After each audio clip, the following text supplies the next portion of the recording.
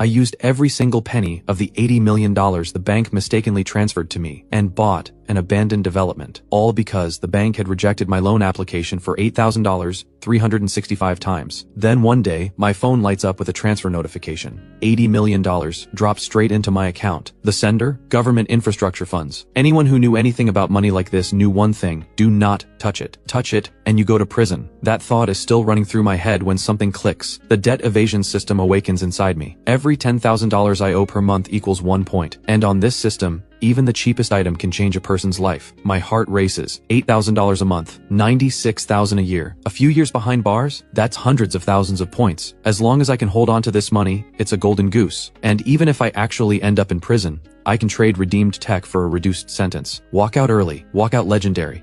A few years inside, and I come out fully maxed out. A tech empire waiting to be built. So I start thinking, how do I keep this money? How do I spend 80 million fast? Wire transfers, too traceable. Normal spending, too slow. Both can be clawed back. Buying a car or a house takes too long. Still recoverable. Then it hits me. Abandoned developments. Those developers are already drowning in debt. They're one step from the ledge. The moment this money lands in their hands, in less than 5 minutes, it vanishes. These guys have creditors lined up around the block. The bank trying to chase this money through a developer like that? Not going to happen. And here's the real play. If the developer clears their debts, will they take out new loans and finish the building? If they do, the project doesn't fail, it profits. And even if the developer runs, I've already earned my points. Once the points are mine, I'm not losing anything. Worst case, prison, or repay it later. This is the 21st century. Stall for 9 days and those points are mine. I pull up a list of nearby stalled developments, grab my phone, and dial the sales office. Hello? A bright, crisp female voice answers. I want to buy a unit. I'm sorry, sir, did you just say? She sounds stunned. I believe your boss can pull through. I wanted to buy several units, actually. Your prices must be pretty low right now, right? Check with your boss. Yes, sir, 1 moment, sir, please hold. She can barely believe it. Someone thinks we'll go up in value? Is he joking? The only thing going up around here is the body count. Ray, the boss of Ray's property group, looks completely baffled. For real? They want to buy multiple units? And asking about current prices. Give me the number. I've seen plenty of suckers, but one who walks into a sinking ship voluntarily? This guy's jumping on a falling sword. Ray is suspicious, but curious. Moments later, an unknown number calls. Hello? You're the one trying to buy a unit? Ray's voice is full of suspicion. That's me. I want to know the current prices at Celestia Heights. You sure you're not here to pull something? Fine, I'll be straight with you. The bank has a $300 million loan coming due.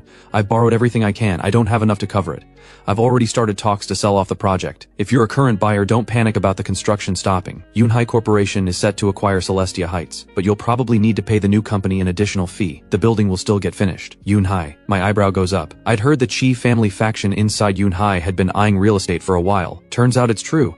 And they're not playing clean either. A crooked grin spreads across my face. This is exactly what Ray was worried about. Worried. Worry doesn't even cover it. They set a trap right under my feet. But what can I do? Ray curses under his breath, but has no choice. Look, even if you've reached me, there's nothing I can do. But I'll tell you this. I, Ray, have always done business with integrity. Every project I've built has great reviews. Go ask around. This situation? My hands are tied. I've got to accept it. Even if you put a gun to my head, I can't produce the cash to finish the building right now. You're a buyer, right? Give it time. I remember every buyer. 2 years, whatever extra you end up paying Yunhai, I'll personally pay it back. Decent guy, I think quietly. I actually have a sum of money here. I'm serious about buying. This money might actually help you. What good does buying 10 units do me? I'll be real with you. This isn't just a money problem. Ray gives a tired laugh. I have 80 million, I say calmly. What? Ray goes silent. 80 million? Are you serious? If you actually have 80 million, I'll sell you an entire building. 11 floors, 2 wings, 44 units, parking spaces and storage rooms included. But I need to say this up front. This isn't just a money deal. This means making enemies. That's basically a clearance price. I let out a sharp breath. The location is a bit out of the way, but it has potential. Others were paying $260,000 per unit. This is under $182,000. With parking and storage thrown in, that's a 40% discount. As for making enemies, that's irrelevant. 2 questions. I stand up and pace the room. Yongcheng Bank. Do you have a contact there who can authorize a large transfer right now? Ray nods. That loan came from the head office. They're pushing hard. Even at midnight they'd take my call. Second question, if this money gets clawed back, can you protect it? Ray goes quiet for a long moment. Brother, is this dirty money? Does it matter to you whether it's dirty? I shoot back. Ray pauses. Then 80 million. Fine, I'll handle it. When do we deal? Right now. Every minute you wait is a minute of risk. I give Ray the address and hang up. 15 minutes later there's a knock. I open the door. Standing there is a heavy-set man, and behind him, bodyguards. Clearly worried about getting scammed. Smart. I cut straight to it and hand Ray the bank card. Your move now, Ray. Ray isn't much to look at. Rumpled clothes, hair unwashed, Leave it to me. He sits down, verifies the balance on the card, then pulls out his phone. Victor, hey, of course I'm happy. Listen, I got the money. Paying you back right now. Half an hour, just need a small favor. A buddy of mine is sending me a transfer. It's a large amount. Can you authorize the large transfer limit? Thank you, thank you. Drinks are on me next time. He hangs up, gives me a nod, then starts dialing again. Chiang, that money I owe your company, I'm sending it now. But I need you to lend it back. Don't worry, I found a way out. We're going to make it. We're going to survive. Relax, just need the funds to run through your account. Repayment in, loan back out. Victor, do me this favor, stop worrying. It's just moving money on paper. Good, good, we'll get together soon. One call after another. Then my phone buzzes. A message. Your temporary large transfer authorization is now active. Please complete your personal large transfer within 2 hours. This feature is available under the transfer section. Thank you for banking with us. Wishing you great success in business. Hand it over. Ray reaches out and takes my phone, opens the banking app and enters his own account. Seconds later, his phone buzzes with a transfer confirmation. He hands mine back and picks up his own. He moves money fast. Different amounts to different accounts. Some in the hundreds of thousands, some in the tens of millions. 2 accounts receive over 20 million each. A few minutes pass. A stream of notification chimes fills the room. Ray picks up his phone. Every single transfer, coming right back. Under the label of loans, he moves the funds into his company accounts, then uses those accounts to pay off the bank loan. Once it's all done, he scrolls through his contacts and dials. Victor, you got it? So that loan, it's cleared, right? Ha! I had some divine assistance today. About the new loan. Yes, perfect. Give it a couple of days, we'll meet and talk it through. They chat for another minute. Then he hangs up. Ray visibly exhales, all smiles, but his forehead is drenched in sweat. That was a lot of pressure. I owe you one. Anything you ever need, don't hesitate, just say the word. He wipes his forehead and signals the bodyguard, who hands him a document bag. Ray pulls out a thick stack of contracts. Take a look. Sign if everything looks good. The best unit in Celestia Heights, I kept it off the market on purpose, was waiting for prices to climb. It's all yours now. Consider it a thank you. I don't read it carefully. I wouldn't even know what to look for. All that matters to me is the points. And if the contract's fake, the bank won't let Ray off the hook either. My only job after this is handling whatever the bank tries to claw back. I sign. We press thumbprints, seals stamped, 1 copy each. The deal is done. By the way, that money of yours. Ray's curiosity is getting the better of him. Should I ask? Sure, why not, I say, calm as ever. Was it the bank? For real? Ray clearly doesn't believe it. I open the message and show him. Ray's jaw drops. He gives a slow thumbs up. Brother, you're wild. You're genuinely, absolutely wild. This is prison territory. No wonder you're not scared of making enemies. Prison. Not necessarily, I say with a knowing look. Once I've spent the money, it's earned. The bank can't call it theft. My money's gone, now it's your money the bank is after. Ray puts it together, and his scalp crawls. Especially because he's the one who activated the large transfer limit. Oh no, this is bad. He'd assumed it was embezzled government funds, or maybe offshore money, the kind you could tie up in lawsuits and stall forever. But this is the bank's own money, a local bank no less. This is going to explode. Regret hits him fast. Victor up at the head office. There's no way he walks away clean either.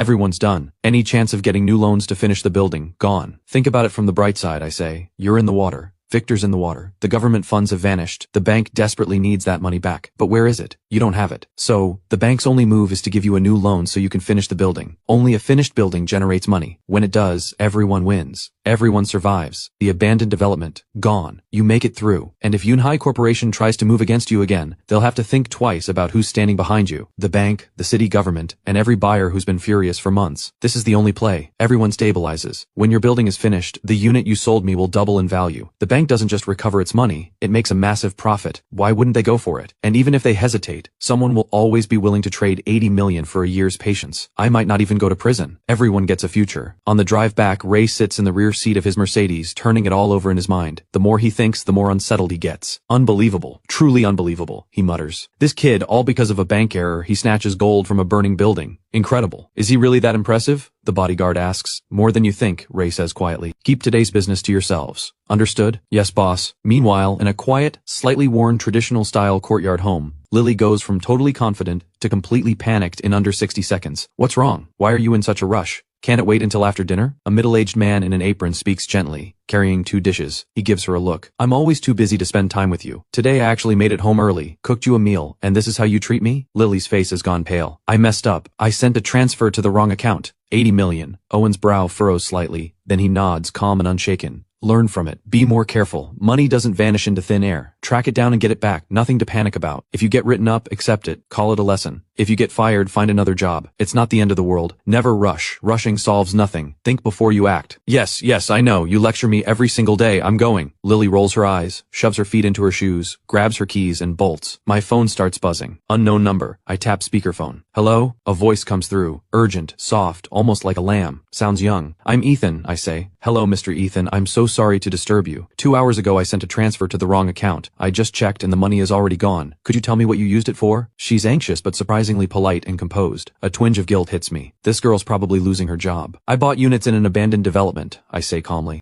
Celestia Heights. The developer had no money left to finish the building, so I used the $80 million to buy out the whole block. Now he has funds to finish construction. Don't worry, once the building is done, I'll sell and return every cent to the bank. The girl goes quiet. Her voice is on the verge of tears. Please don't joke. You bought a stalled development? What if they never finish it? If they don't finish it, isn't that what you're there for? I can't resist teasing her. Your bank already put in $80 million. Throw in a little more. Be the bag holder. Once it's fixed up, you still make money. We're a bank, not a property developer. She sputters. Then in the background, voices, shuffling, commotion. The phone changes hands. Hello, I'm Norm, director of Yongcheng branch. I'm warning you that money was sent in error. Keeping it is a criminal offense. You will go to prison. Then come and get me, I say flatly. I knew exactly what I was getting into. I'm at Wutong Lane, Culture Street, Building 6, Floor 6, West Unit. Go ahead and call the police. So you're dead set on being a deadbeat? Norm sputters, furious. Don't get emotional. Emotion won't fix anything. Think it through. If you can't figure it out, just call the police. He doesn't get it. Not worth explaining further. I hang up. Unbelievable. Absolutely unbelievable. Back at Yongcheng branch, in the conference room, the atmosphere is tense and confused. Lily sits in her chair, dazed, lost in worried thought. Director, what do we do now? Call the police? No, wait. Norm sits back, brow furrowed. Then it hits him. Pull the records. An ordinary person can't move that much money on their own. Someone helped him. Could there be an insider? Also, check Ray's accounts. Find out where that money went. Use every connection we have. This can't be buried, but if we can give the higher-ups an explanation and recover the funds, they won't push further.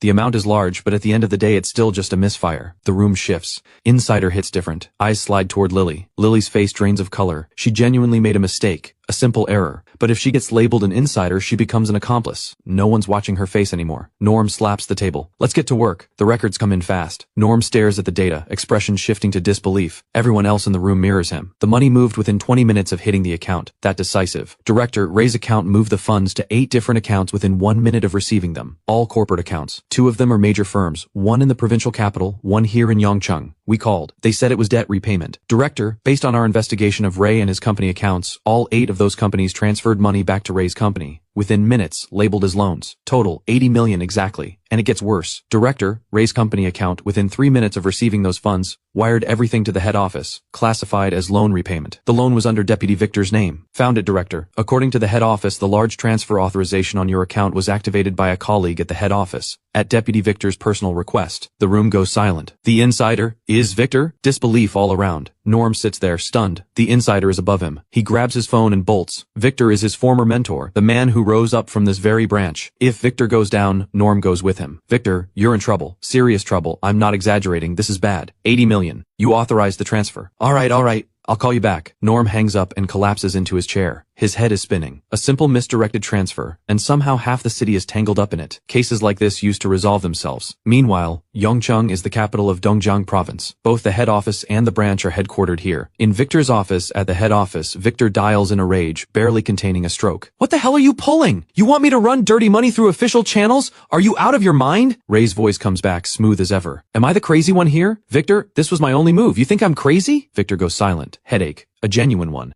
He's dealing with a man with nothing left to lose. This has nothing to do with me. The one who rejected your loans and kept pushing for repayment. That's Deputy Joe, not me. I don't care who did what. We're all in the hole now. We survive together or we sink together. Survive together? Are you serious? Victor seethes. With this one thing alone, the moment it goes public, I'm finished. Do you understand that? No, there's still a way out. Ray lays out the plan again, step by step. So, do you get it now? You're already in the water. You have no choice. And think about it this way. Once that building is finished, it's worth $150 million. Keep it in the bank's hands. You're a hero. Put it in private hands. $70 million profit in a year. Your call. As long as this transition goes smoothly, I'm fine, you're fine, Yongcheng branch is fine. Everyone walks away clean. Everyone gets a future. Selling an entire building for $80 million. Ray isn't happy about it, but he has no choice. Yunhai Corporation's reputation casts too long a shadow. No one wants that kind of enemy. Just surviving is already a win. Without this unexpected twist, his fate was already sealed. Victor goes quiet. Before any of this happened, he would never have gotten involved. The profit is tempting, but touching it means crossing Yunhai Corporation, a pillar of Yongcheng's economy. Now the only move is to make noise. Pull in bigger players. He has no choice but to save himself, even if it costs him. Would that kid hand over the contract? That's 70 million in profit. You can't keep all of it. Hearing that, Ray knows Victor has caved. Look, no one's going to prison now. Without your push, none of this profit exists. There's room to negotiate. Take a smaller cut or ask him what he wants. It's all on the table, especially since Yunhai is involved. Victor's face falls again. You know what Yunhai Corporation's position in this province is, don't you? They barely lifted a finger and you almost went under. I can't carry that kind of pressure. I need enough profit to make it worth it, to drag people in with me. Then hold it up or go down with it, because the other option is death, Ray says calmly. This is the only shot. The stage has already been set for me. If I don't swing, I'm letting some young kid laugh at me. Sorry, Victor. Damn it, I'm all in. Victor slams the table. At my level, can they just fire me outright? I have people above me too. There's always someone who can hold the pressure. That loan you applied for before, it's approved. Once this wraps up, it hits your account. The rest is on you. Don't worry, Ray laughs. Free and easy. In Yongcheng, I've got a few moves of my own. All those connections Yunhai spent so long building, burning through every last one of them today. Crossing Industries is like crossing mountains. A company that started selling bottled water, recklessly barging into real estate? What do they actually know about this industry? All right, enough. Victor is irritated now. He hangs up, takes a deep breath, then picks up the phone again, and dials. Back at Yongcheng branch, Norm hangs up and exhales. He scans the room. Every face is locked on him, desperate for answers. Norm smiles. It's sorted. Someone will be here first thing tomorrow morning. I'll be there with them. This branch should come out unscathed. Everyone go home and rest. The relief in the room is immediate. People gather their things and file out. But Lily lingers, eyes fixed on Norm. He thinks for a moment. Lily, go home and reflect. Remember this. If this blows over, you're fine. If it doesn't, I understand. I understand. Lily nods repeatedly. Quietly relieved. Not an accomplice, not an insider, that's all that matters. Late that night, Lily rides her scooter home. She's barely slipped off her shoes when the light comes on, and she finds Owen still on the sofa, phone in hand. Dad! Lily's eyes well up, warm and touched but also a little wounded. She sits beside him. Owen is as unruffled as ever. Sorted out? Probably not yet, she admits. Lily walks him through everything, every detail from start to finish. Owen listens, pauses, then suddenly laughs. Ha! Now that's interesting. The Chi family faction inside Yunhai, all that effort, absolutely nothing to show for it. That's actually a good outcome. Ray's buyers have been furious for days. If this gets resolved on its own, all the better. You're laughing? I nearly died of fear. Lily snaps. You don't know what it was like. They were actually suspecting an insider. I almost became an accomplice. If that had happened, you'd be done too. Not a chance, Owen says, a touch of steel in his voice, then softens into a quiet, reassuring smile. That story doesn't hold up under any real scrutiny. Just relax. I still don't know what happens next. I'm probably going to lose this job. Lily sighs. Owen stands up with a smile. There's money to be made here, and where there's money, someone will swoop in to grab it. Before, no one moved because of Yunhai Corporation's reputation. Now some fearless young man has stomped that reputation into the ground, so others won't hesitate. Ray's property sold low and took a hit, but when you're fighting to survive, that's nothing. That young man, whether he knows it or not, has made a permanent enemy of Yunhai Corporation. As for what comes next, everything returns to normal, at least on the surface. Yunhai takes a massive loss. Ray's property wins big. Whether that young man comes out ahead, that depends on how he sees it. If this wasn't pure luck, then the calculation behind it is extraordinary. But even if it was luck, to ride it this far, to snatch gold from a burning building like that, this kid is no ordinary person. Sharp mind, thinks outside the box, a genuine talent. You, on the other hand, just caught in the crossfire. Stop overthinking it. Get some rest. No staying up late. Back at my rental apartment, I wait. No police show up. Message received. I order some food, eat just enough to get by, spend a few hours scrolling through my phone, learning how this world works, then turn in early. The next morning I wake up on my own for the first time in a long while, genuinely refreshed. I wash up, cook some noodles, and flip on the TV. The morning news plays. Everything looks calm and orderly, as if yesterday never happened. Then, a knock at the door. I turn off the TV and open it. Two people stand outside, a young man and a middle-aged man. Hello, I'm Preston. The young man extends his hand. Lean build, well-fitted suit, warm and polished smile. Hello. I smile back and invite them in. They take in the bare rundown rental. It only makes them more curious. A man this calm, living like this, where does his confidence come from? Both of them are quietly unsettled, impressed, and worried. Going to make this negotiation easy. Have a seat. I gesture to the chairs. Something to drink? Just some water is fine. Preston catches himself mid-sentence, realizing that asking for coffee in a place like this would be unreasonable. The kettle's not on. I glance at the kettle, think for a second, then reach behind the sofa and pull out 2 large bottles of iced tea. I set them on the table. Tea it is. Party pack size, better value. You call this tea? Norm goes quiet. Preston doesn't mind at all. Honestly, I used to drink this all the time in school. Haven't had it in years. Sure, this works. And honestly, compared to someone like Felix, the entitled second-generation type. Preston is in a completely different league. Far more grounded, far more mature. I'm guessing you two didn't come here just for the tea? Seeing that Preston is being respectful, I get straight to it. We're here about the building you're sitting on. Norm speaks first, voice measured. That building was purchased with the bank's money. Regardless of how it happened, those are illegally obtained funds. We've looked into it. Since an error was made, we want to do what we can to make it right. The government funds will be retransferred. This whole matter gets buried. You don't go to prison, but the building comes to us. That shouldn't be a problem, right? I let out a short laugh. How about this? I'll be the one making it right. The building stays with me. I'll have someone send you 80 million. Clean slate. Isn't that fair? Norm goes silent. Alright, Norm, stop testing him. Preston rubs his temple, resigned. Ethan isn't stupid. That building is worth 150 million in a year. And if this gets pushed further, Ethan isn't the only one who suffers. I'm here primarily to help you and Victor get out of this clean. The profit isn't what matters. We're all on the same boat now. Since we're all trying to fix the same mistake, let's just put everything on the table. He turns and looks at me. This involves Yunhai Corporation. Yongcheng Branch and Victor alone can't hold up against that kind of pressure. If you refuse to let go, everything burns. Yongcheng Branch goes down. Victor loses his position, you go to prison, Ray can't get a new loan, the building stays abandoned, and Yunhai ends up winning anyway. My grandfather can hold the pressure.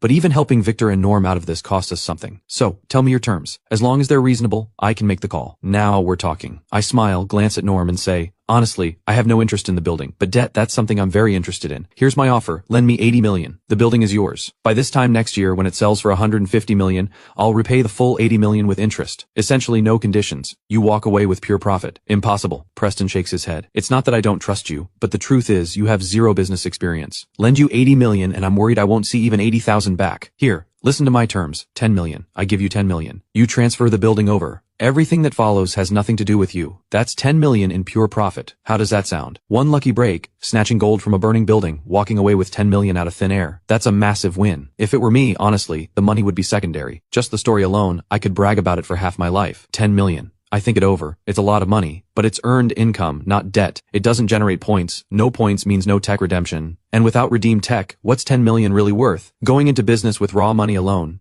Now that would be genuinely stupid. I'd probably lose every cent. I know myself well enough. Winning through a dimensional beatdown, that's how I get rich. Grinding it out in a fair fight, guaranteed loss. Playing mind games in the business world, I'm still too green for that. Scamming people, bad conscience, bad future. No reason to dirty my hands when a brighter path is right in front of me. We hit a standoff. Neither side is happy with what the other is offering. Then Norm suddenly speaks up. I have an idea. What idea? Both Preston and I turn to look at him. You take the building. He points to Preston. Then he points to me. You take 10 million. We both look confused. Norm rushes to explain. And then, here's the key part. Ethan, you go acquire some kind of asset, ideally something that sounds impressive but is hard to put a precise value on. Then you use that asset as collateral and take out a loan from our bank. My eyebrow goes up. On the surface, it sounds reasonable, but the execution is anything but simple. I know. Norm nods. Personally, I wouldn't dare approve a loan like this. But Victor is above me, and above Victor is Preston's grandfather. With their backing, this can be done. As long as it's not too blatant, no one can find fault with it. But there's one critical point. Preston cuts in, looking directly at me, his tone a clear warning. The moment you do this, you are genuinely 80 million in debt. A deal structured like this carries extremely high interest. If you can truly generate large-scale returns, fine. But if you're just planning to run an ordinary business, think very carefully. Your profits may not even cover the interest. Don't blow this, or you'll actually end up in prison. I'm confident. I nod. One more thing, Norm adds. Given the size of this loan and the very unique nature of your situation, I need certain guarantees. So, whatever you decide to do, the person managing the books must be one of our people. And to ensure your safety, the bank will assign you 2 bodyguards. Their salaries are on us. And the most important condition of all, if your business takes a major loss, we can demand immediate full repayment at any time. I look at Norm with new respect. The bookkeeper is his person, meaning I can't spend recklessly. Every dollar has to be justified. The bodyguards are his people too. There to protect me. Really there to make sure I don't run. This is the only arrangement that can legitimately get you that 80 million, Norm says with a tired smile. Don't give me that look. If we end up with nothing or you disappear, the rest of my life is over. Fine. I'm in. I nod. None of this really matters to me. What matters is the end of month points calculation. Redeem the tech. Then the dimensional beatdown begins. Go broke? Absolutely not possible. You know what a tech-level dimensional beatdown looks like? You play a 2, I drop a rocket hand. You play a 3, rocket hand. You play anything, rocket hand. Every single card in my hand.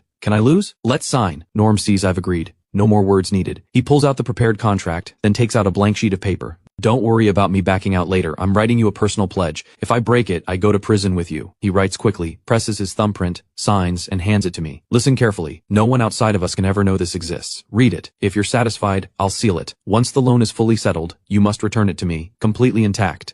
Do not open it in the meantime. I have no way of knowing whether you'll make a copy. Norm is dead serious. I take it, read it over, and nod. Works for me, seal it. Norm nods, pulls out a special envelope, folds the pledge inside, and seals it shut. I notice what looks like a special adhesive. Sharp chemical smell. No ordinary method would get that paper out without leaving marks. All right, sign. The contract slides across to me. I sign quickly, then Preston and I press our thumbprints against each other's copies. Pleasure doing business. Preston exhales, genuinely relieved, and transfers 10 million to me on the spot. Pleasure doing business. I stand to see them out, watching until they're gone. Yunhai Corporation. I frown slightly. Everything I just pulled off has made me a permanent enemy of Yunhai Corporation. No going back. The original soul was once a Yunhai employee. He knew them well. Yunhai Corporation is no small operation. They span multiple industries, a multi-billion-dollar conglomerate ranked among the top 500 private enterprises in the country. Their core business is beverages, bottled water and fruit sodas, along with health supplements, canned goods, snacks, instant noodles, self-heating meals, and more. The original soul had been a food technology researcher there, specializing in convenient snack food development. When the original soul first joined, Yunhai had been attempting to expand into dairy and financial markets. It ended in a total wipeout. Their market value was nearly cut in half. They've only just now recovered. The push into real estate was clearly being driven by the Chi family faction.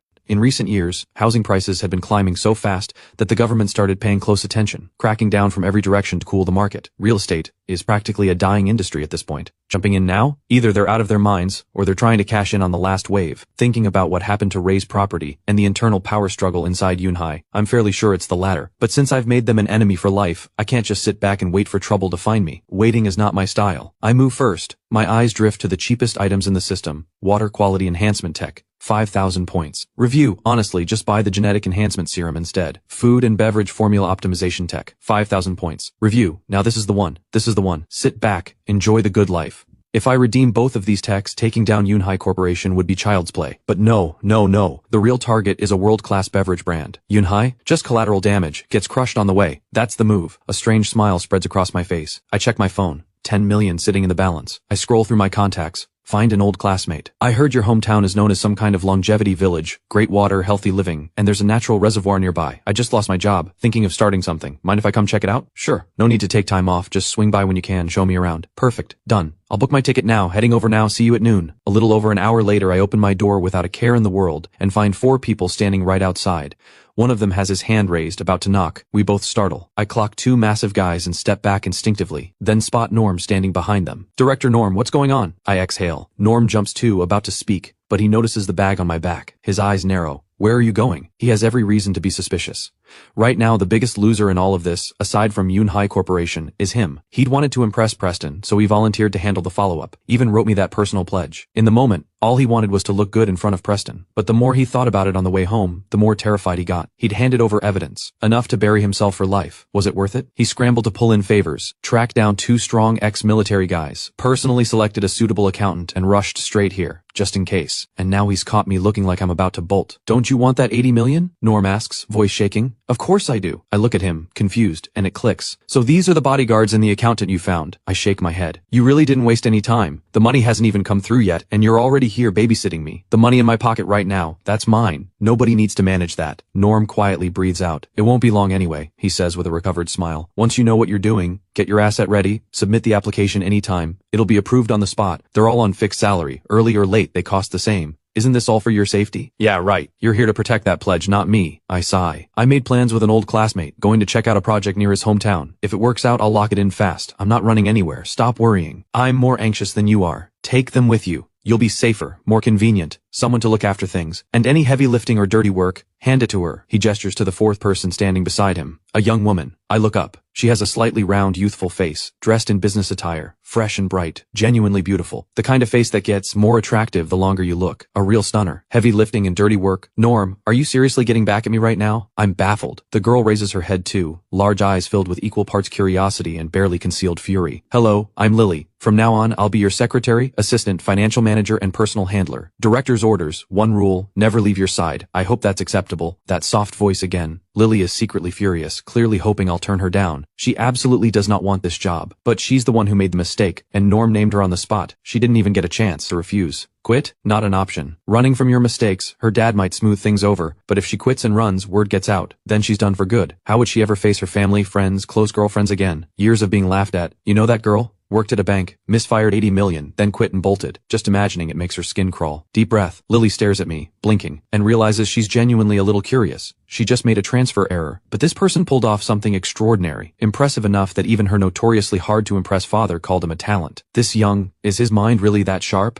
And where does that nerve come from? Could it be there are actually people out there who throw themselves headfirst at an opportunity? No hesitation, no second guessing. Who doesn't pause, doesn't waver, doesn't overthink? Why is he so decisive when one wrong step means everything? While she's still turning it over, she catches that voice, familiar, unmistakable, and it clicks. You're the one who got the wrong transfer, aren't you? Lily's expression crashes. Norm gives a small, satisfied huff. That's right, that's him. These kinds of disasters are better off causing trouble for someone else. Our branch has people with heart conditions. Can't handle surprises like this. You want him managing my books? Now I'm the one caught off guard. I pull Norm aside. You're not worried he'll accidentally run me into the ground? Absolutely not, Norm says, though his expression wavers slightly. Privately, he's second-guessing himself. He forces a smile. When he transferred to our branch, I reviewed the file personally. Top university, accounting major, every certification. I couldn't believe someone like that would choose a branch like ours. Someone with that profile could walk straight into a major investment bank or one of the big four, and they'd take him in a heartbeat. Now I think about it. This is fate working in your favor, Ethan. You're the strategist. He's the enforcer. Perfect pair. Privately, though, Norm is wondering, no wonder someone with a resume like that ended up at our little branch. The academics check out. The person? Less so. Maybe he should swap him out, but they're already here. Even if there are some mistakes, they'll probably stay manageable. And Ethan, this crafty operator, will surely find a way to handle it. Having convinced himself, Norm drops the pleasantries. Ethan, this is how it is. Whatever you decide to do, take these three with you. Let me introduce them. This is Marcus, this is Stone. Both discharged from service this year. Solid guys. Your safety is guaranteed. Translation? There's absolutely no running away. Got it. I deadpan. Fine. A few more mouths to feed, a few extra tickets to buy, a couple extra beds. Come along then. Alright, I'll head back now. Preston and Ray should be wrapping up their meeting about now. I should go see them off. Norm waves and slips away. That catches me off guard. Preston is playing both sides. No wonder he handed over 10 million so easily. He's probably collecting a sizable cut from Ray as well. Then again, crossing Yunhai Corporation for a profit of just a few million? Probably not worth it unless there's more on the table. He said it was about helping his people, but Ray's survival depended entirely on Preston holding the pressure. Giving up some future earnings, fair enough. Let's go. We head out. In Yongcheng's Jingjiang New District Business Hub, Yunhai Tower stands tall. Unlike the factories scattered across Dongjiang Province and beyond,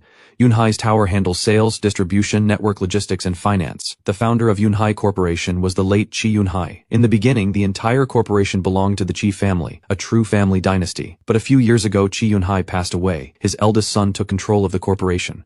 Ambitious man, he poured enormous resources into building Yunhai Tower and brought in outside financial capital, aiming to break into finance, livestock, and other new industries. But he overreached badly. Within just 2 or 3 years, Yunhai suffered crushing defeats across multiple sectors. The corporation's assets were cut nearly in half. Through public listing, equity restructuring, and outside investment, Yunhai eventually stabilized. But today's Yunhai Corporation is no longer under the Qi family's control. The Qi family is more like a figurehead now, holding less than 15%. The rest of the equity is distributed among various investors. Rex, the eldest Qi, is still chairman in name, but in reality, he was sidelined long ago. Today, Yunhai's true power lies with a professional CEO, Director Kane. Kane is a man in his mid-40s, in his prime.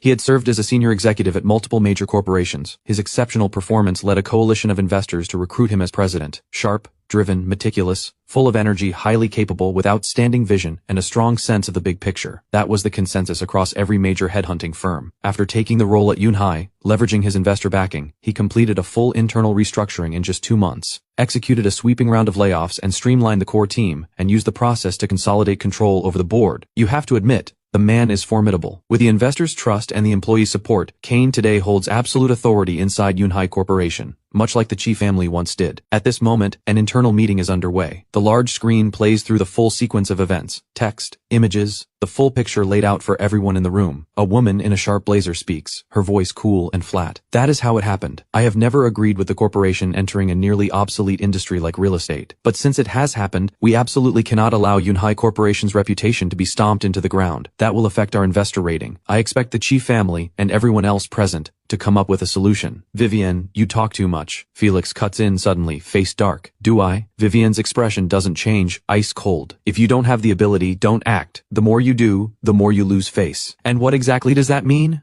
Felix erupts, shoving back his chair. From the head of the table, Kane raises a hand. Enough. Sit down. I need solutions, not arguments. Felix, listen. Sit down. From the second seat, Rex, the current chairman, adds his weight. The executives below breathe a little easier. The tension at the top is crushing. Our contact at the head office sent word. Pressure has come from above. Deputy Joe says his hands are tied. Someone speaks. Based on our investigation, the one who applied the pressure was Dongjiang Province's chief financial and economic official. What about our investors? Is there any room to intervene? Rex looks to Kane. Not anymore. Some things go beyond profit. There are deeper layers here. All I can say is it was one thing leading to another. Kane shakes his head. Are we just going to let this go? Felix refuses to accept it, especially when he sees that familiar face on the presentation screen. He's grinding his teeth. Is this payback? Because of some woman? This is too far. From this moment on, the Chi family's grip on Yunhai Corporation slips down yet another level. That woman, this is all your fault. He wants to go back and make her pay. Then what other option do we have besides accepting it? This place is always run on relationships and unspoken rules. The brute force capital playbook doesn't work as well here. A returned overseas executive speaks flatly. Enough. Kane raises his hand again. Raised Property Group is a small matter. Yes, the investment wasn't nothing, but it's within acceptable loss range. Any investment carries risk. Nothing is ever guaranteed. Before committing, we should have planned for failure. The unexpected factor right now is just one small, unknown individual. We at Yunhai Corporation don't lose, but we absolutely can't afford to lose to some nameless nobody, and one who was fired by our own corporation no less. What you need to be thinking about right now is how to recover our reputation and protect our investor rating. The moment those words land, the room falls completely silent. Kane is right. Losing is normal,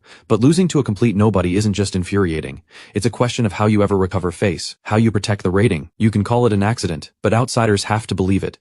Right now, the move is to keep the narrative contained. Either the world finds out Yunhai Corporation lost badly, or the world is reminded that Yunhai Corporation is not to be messed with. Meeting adjourned. Anyone with a real idea, come find me in my office. A long pause. No answers come. Kane can't sit still any longer. He stands, resigned, and leaves. The moment he and Rex are out the door, the room erupts. Executives talking over each other. This is a mess. From everything in that file, that guy is completely untouchable. Just got fired by us. Apparently has a medical condition. Hard to even go after him. Exactly. Nothing to grab onto. No angle of attack. What if we expose what's really behind all this? Are you serious? That kind of talk stays in this room. Think about how many people are involved. As long as the people above stay clean, doing that is like kicking a monk at the foot of a holy mountain. You'd be the one destroyed. Exactly right. Nothing in this story takes anyone down. Nobody technically did anything wrong. If it gets out, we become the punchline. Outplayed by someone we ourselves fired. Then there's really only one old play left. Hype him up. It actually works. If you make him sound legendary enough, losing to him stops being shameful. I don't see how. Hyping up big institutions, sure.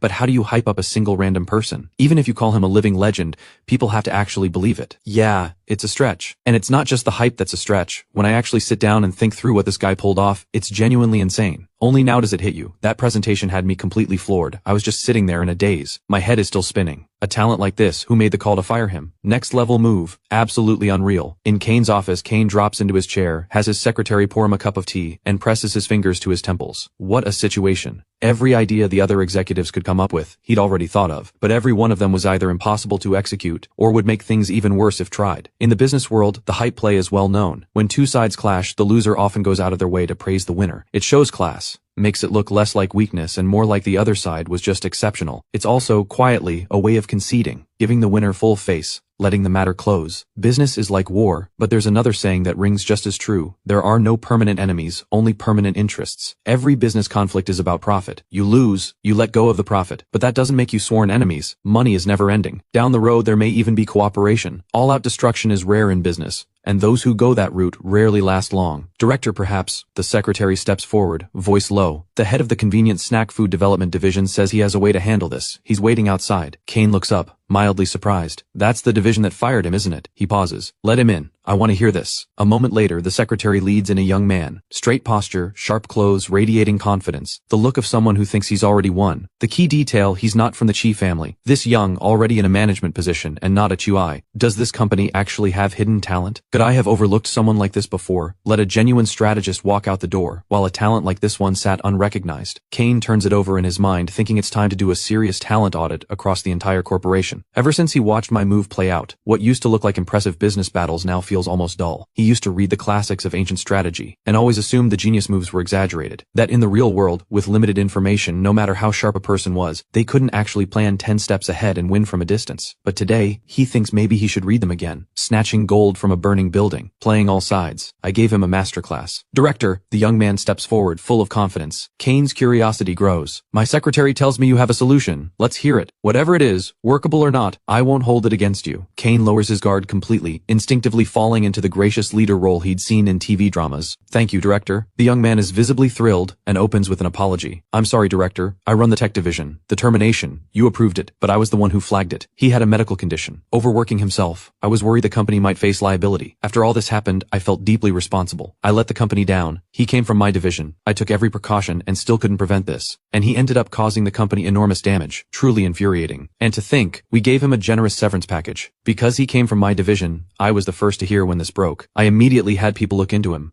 From what I've gathered, he mentioned in a private employee group chat that he'd wanted to buy into a stalled development. Very few people knew about our plan targeting Ray's property. Someone must have leaked it.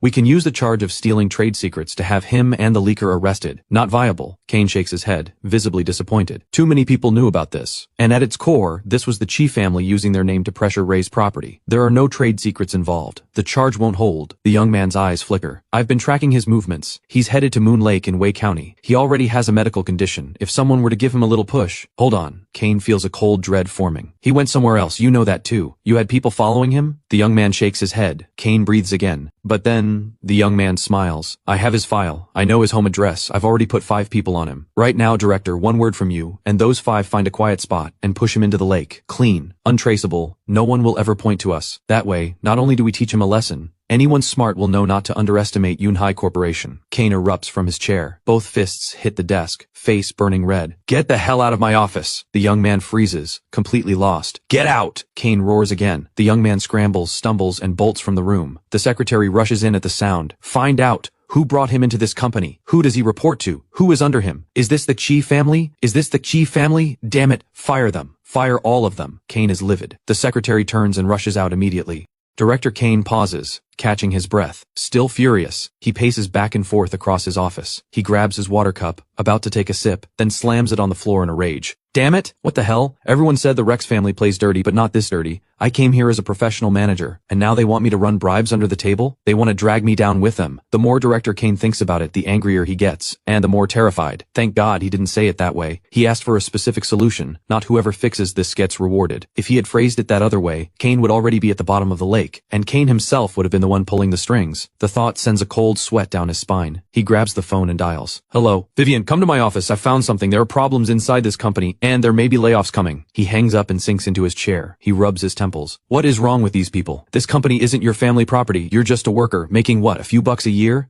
And you're out here risking your life for them. What exactly did the Rex family give you? Meanwhile, at Moon Lake in Wei County, an autumn breeze drifts across the water. The surface ripples gently. I sit on a small wooden boat. Lily is on her own side, quietly brewing tea to pass the time. I open my phone, about to message my old buddy, but I'm hit with a flood of messages instead. From the finance department. Hey, you bought a whole building? Weren't you the guy who was too broke to buy a normal apartment and had to settle for an unfinished building? And now you bought the whole unfinished building? From the general affairs department. No way. Is this real? The boss got rich the second he quit. What, did you decide work wasn't fun anymore and went home to inherit a billion-dollar fortune? From HR. It's real. I saw the internal meeting documents. Name matches. Photo matches. It's him. From the tech department. A whole building. From quality control. Oh my God. Young Master Ethan is that loaded? Then why was he borrowing money from us? Just to experience what it's like being broke. From sales. I always knew it. People are just built different. Some people are born with horses. Some people just pretend to ride them. Turns out he actually owns the horse. From another tech staff member. He tried to borrow money from me too last time. I said no. Huge mistake. I should have grabbed onto that leg when I had the chance. On top of the group chat, there are private messages too. From the finance department. Please, I am begging you, do not tell anyone it was me who leaked this. I'm done for if you do. You have no idea what you've pulled off. The entire group is in an uproar right now. The whole leadership team is losing their minds. I reply, okay, I'll make it worth your while. Another message from the same person. Then there's one from his old manager's manager. Do you have any idea what you've done? Why would you do this? The company never wronged you. You should be grateful. I type back, idiot, block, delete. The next message is from that awful woman, Jin Yalan. Where did all that money come from? You said you gave me everything you had. Liar. Cheap, stingy man, look at you. Even with with all that money you'll never compare to Felix. Blah blah blah. My eye twitches as I read it. Without hesitation I reply, you're right, I didn't give you everything. There's still one thing I owe you. Hasn't your mother been feeling unwell lately? I'll send her ashes your way. Block, delete, done in one smooth motion. What kind of people are these? I shake my head in disbelief. Just then my phone rings. I look up. Someone on the shore is waving at me, phone in hand. The boat drifts to shore. He climbs on. He looks at Lily, then at Zach and Buck, clearly surprised. Ethan, is this your girlfriend? And who are these two? No, I wave it off. I'm single. This is my assistant Lily. And those two are Zach and Buck, my bodyguards. An assistant, bodyguards. He stares, jaw dropping. What's going on with you? Are you here to invest in Y County? I smile and gesture toward Moon Lake. Rocky, I'm planning to build a water plant right here, produce bottled drinks and spring water. What do you think? You're joking, right? Rocky looks genuinely lost. I mean, sure, Moon Lake connects to underground rivers, so water's not the issue. And yeah, Y County has that whole land of longevity reputation. But there's no minerals in this water. It's literally just river water. Someone was peeing on the riverbank not 10 minutes ago. Who's going to buy that? Only a fool. That's exactly the point. Turning the impossible into something real. I keep my face calm and confident. But inside, I'm rolling my eyes. If there were a better location, I couldn't afford it anyway. Seriously though, what is going on with you? Rocky plops down, completely dazed. He looks at Lily, then at the two bodyguards, then back at me. It feels like a dream. This guy was a total simp just a while back. How did he blow up overnight? I gaze out at the lake shimmering in the sunlight. This lake is basically a natural reservoir. Why hasn't anyone turned it into a tourist spot? You're actually serious about this? Rocky still can't quite believe it, but he answers anyway. Young City is the provincial capital. There are plenty of tourist spots around it. Y County falls under Young City's jurisdiction, but it's just too far out of the way, and most of the young people in Y County have left for Young City to find work. The local economy here can barely keep itself going. Forget about tourism. The reservoir is nice, but it's too remote, not worth the investment to develop it. The county government did consider it years ago, but they ran the numbers and dropped the idea. That said, if you're actually serious about leasing this reservoir, the price won't be cheap. Rocky works inside the government system. Y County is his hometown. After graduation, he came back and passed the civil service exam. He knows everything about this place. How much? I ask. Hard to say exactly. Rocky frowns slightly, thinking it over. The reservoir isn't huge, but it's not small either. Because it connects to underground rivers, you can't use it for fish farming. A few years back, someone wanted to lease it, but after bringing in experts, they walked away. Back then, the county was asking around $20 million for a 30-year lease. At that, Rocky can't hold back. Ethan, stop playing around. Where are you getting this kind of money? Even if you have money, you don't throw it away like this. Listen to me. Let's go eat, and then you go straight back to Yong City. Don't flush your money down the drain. Do you even know me? I laugh. I wouldn't be doing this if I wasn't absolutely sure. Think about what I do for a living. You don't just start a business without something solid to stand on. Rocky hesitates slightly. Food and beverage development. Then it hits him. My old company, Cloudseed Group. That company built its entire empire selling bottled water. Could it be that Ethan got hold of some kind of core technology? But what the hell kind of core technology does bottled water even have? Rocky keeps pressing. You're really not joking. Really not. Alright then, let me make some calls. Rocky doesn't mess around. He pulls out his phone, dials, and walks to the front of the boat. After a short conversation, he hangs up with a string of thanks. I checked with a contact. If you're serious about taking it, you can go negotiate, probably around $15 million. Still a 30-year lease. Thanks. I nod. I turn to Lily. Go negotiate. Under $10 million, 20 years. Lily points at herself, completely stunned. I rub my chin. Right now, you're my only capable person. Who else is going to go?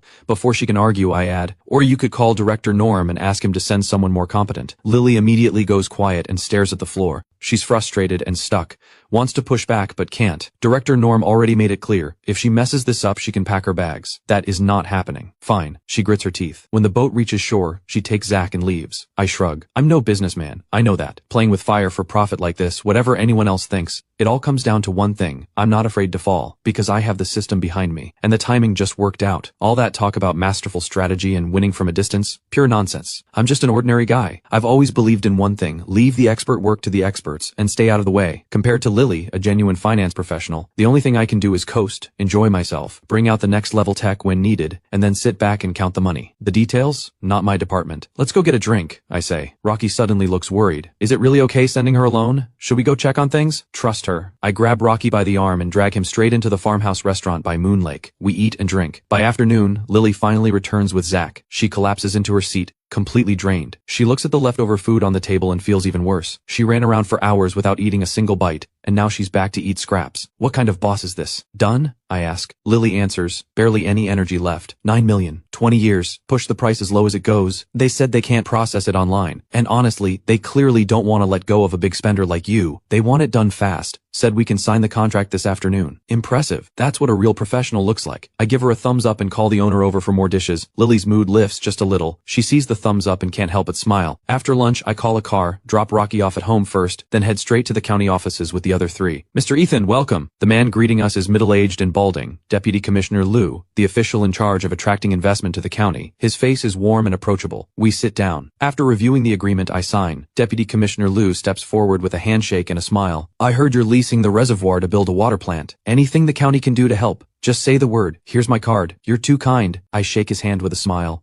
The reservoir is just the first step. A water plant and a food and beverage processing facility will follow. We'll be counting on the county's support. Absolutely, no problem at all. Deputy Commissioner Liu beams. Being close to the provincial capital is both a blessing and a curse for Y County. A blessing because the commute for workers is short. A curse because the county itself can never quite break out of the shadow. Someone coming here to build a factory? That's nothing but good news, even if the business idea sounds completely out of left field. We say our goodbyes. I head back to the hotel with the others, take a photo of the contract, and send it to Director Norm. You're not pulling my leg here. $9 million for a reservoir lease? Director Norm sounds agitated. We agreed on something impressive sounding and hard to verify in value, right? This broken down reservoir can't justify anything. Forget about me. Not even God himself would loan you $80 million for this. The water quality is excellent. Drink it, live longer, I say. Save that pitch for someone else. Director Norm goes silent for a moment. Kid, I want to help, but this really doesn't work. I'm not bluffing. Look at the BioVital water enhancement technology in the system. Why is it called that? Why not just purified water or something like that? Because it's not spring water. It's not purified water. It's water that has been processed and enhanced to actively benefit the human body. Call it water if you want, but it's really closer to a health supplement.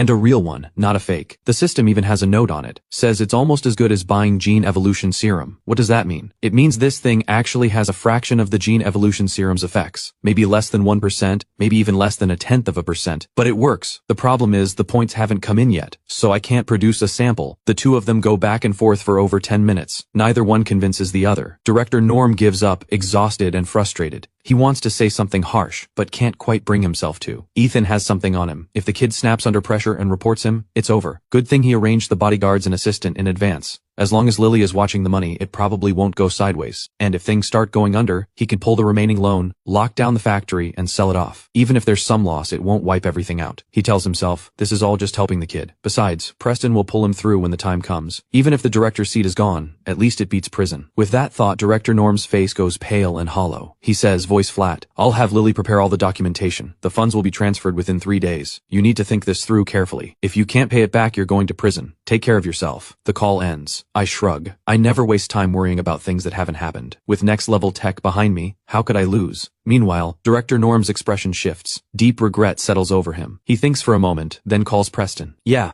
Preston, it's like I said. Yeah, I think I'm done for. That kid is something else, I'm telling you. He has zero business sense. Yeah, thank you, really. I swear it's true. This guy borrowed $80 million. And he's going to sell bottled water with it. Understood. We'll leave it at that. In a residential neighborhood in Yonge City, Preston hangs up, genuinely puzzled. He can't make sense of it. At the dining table nearby, an old man slowly sips his porridge. He looks over. Something wrong? Nothing major. Preston frowns and walks him through the whole story. I actually thought this guy was worth getting to know, but what is this move he just pulled? $80 million on bottled water? The national market has been locked up for years. Every major brand already has its grip on it. Even here in East River Province, Cloud Sea Group has the entire beverage market in a stranglehold. What he's doing? How is that any different from walking straight into his own grave? The old man slowly wipes his mouth and says without any urgency, when you get old, nothing surprises you anymore. A madman always has a madman's way of doing things. Winner takes all. Don't judge him yet. Anyone willing to make a move like this, as long as they're not an idiot, they've got something to back it up. Now we wait and see if that backing is worth your time. You're right, Grandpa. Preston nods. The next morning, after spending a night in Y County, the four of us board a high-speed train back to Yonge City. As Lily puts it, now that everything is in place, it's time to hire people. She doesn't know much about running a business herself. That's what professionals are for. I agree. So I only sleep until 10 in the morning. By the time we reach the job fair, it's already 11:30. Some of the companies are already packing up. Lily can't hold back. I called you how many times before you got up? And now look, it's basically over. How are we supposed to find anyone? Fate. I say. It's like sifting beans. The good ones don't just sell themselves cheap to the first company that shows up. I'm completely unbothered. The money hasn't landed yet. One day earlier or later makes no difference.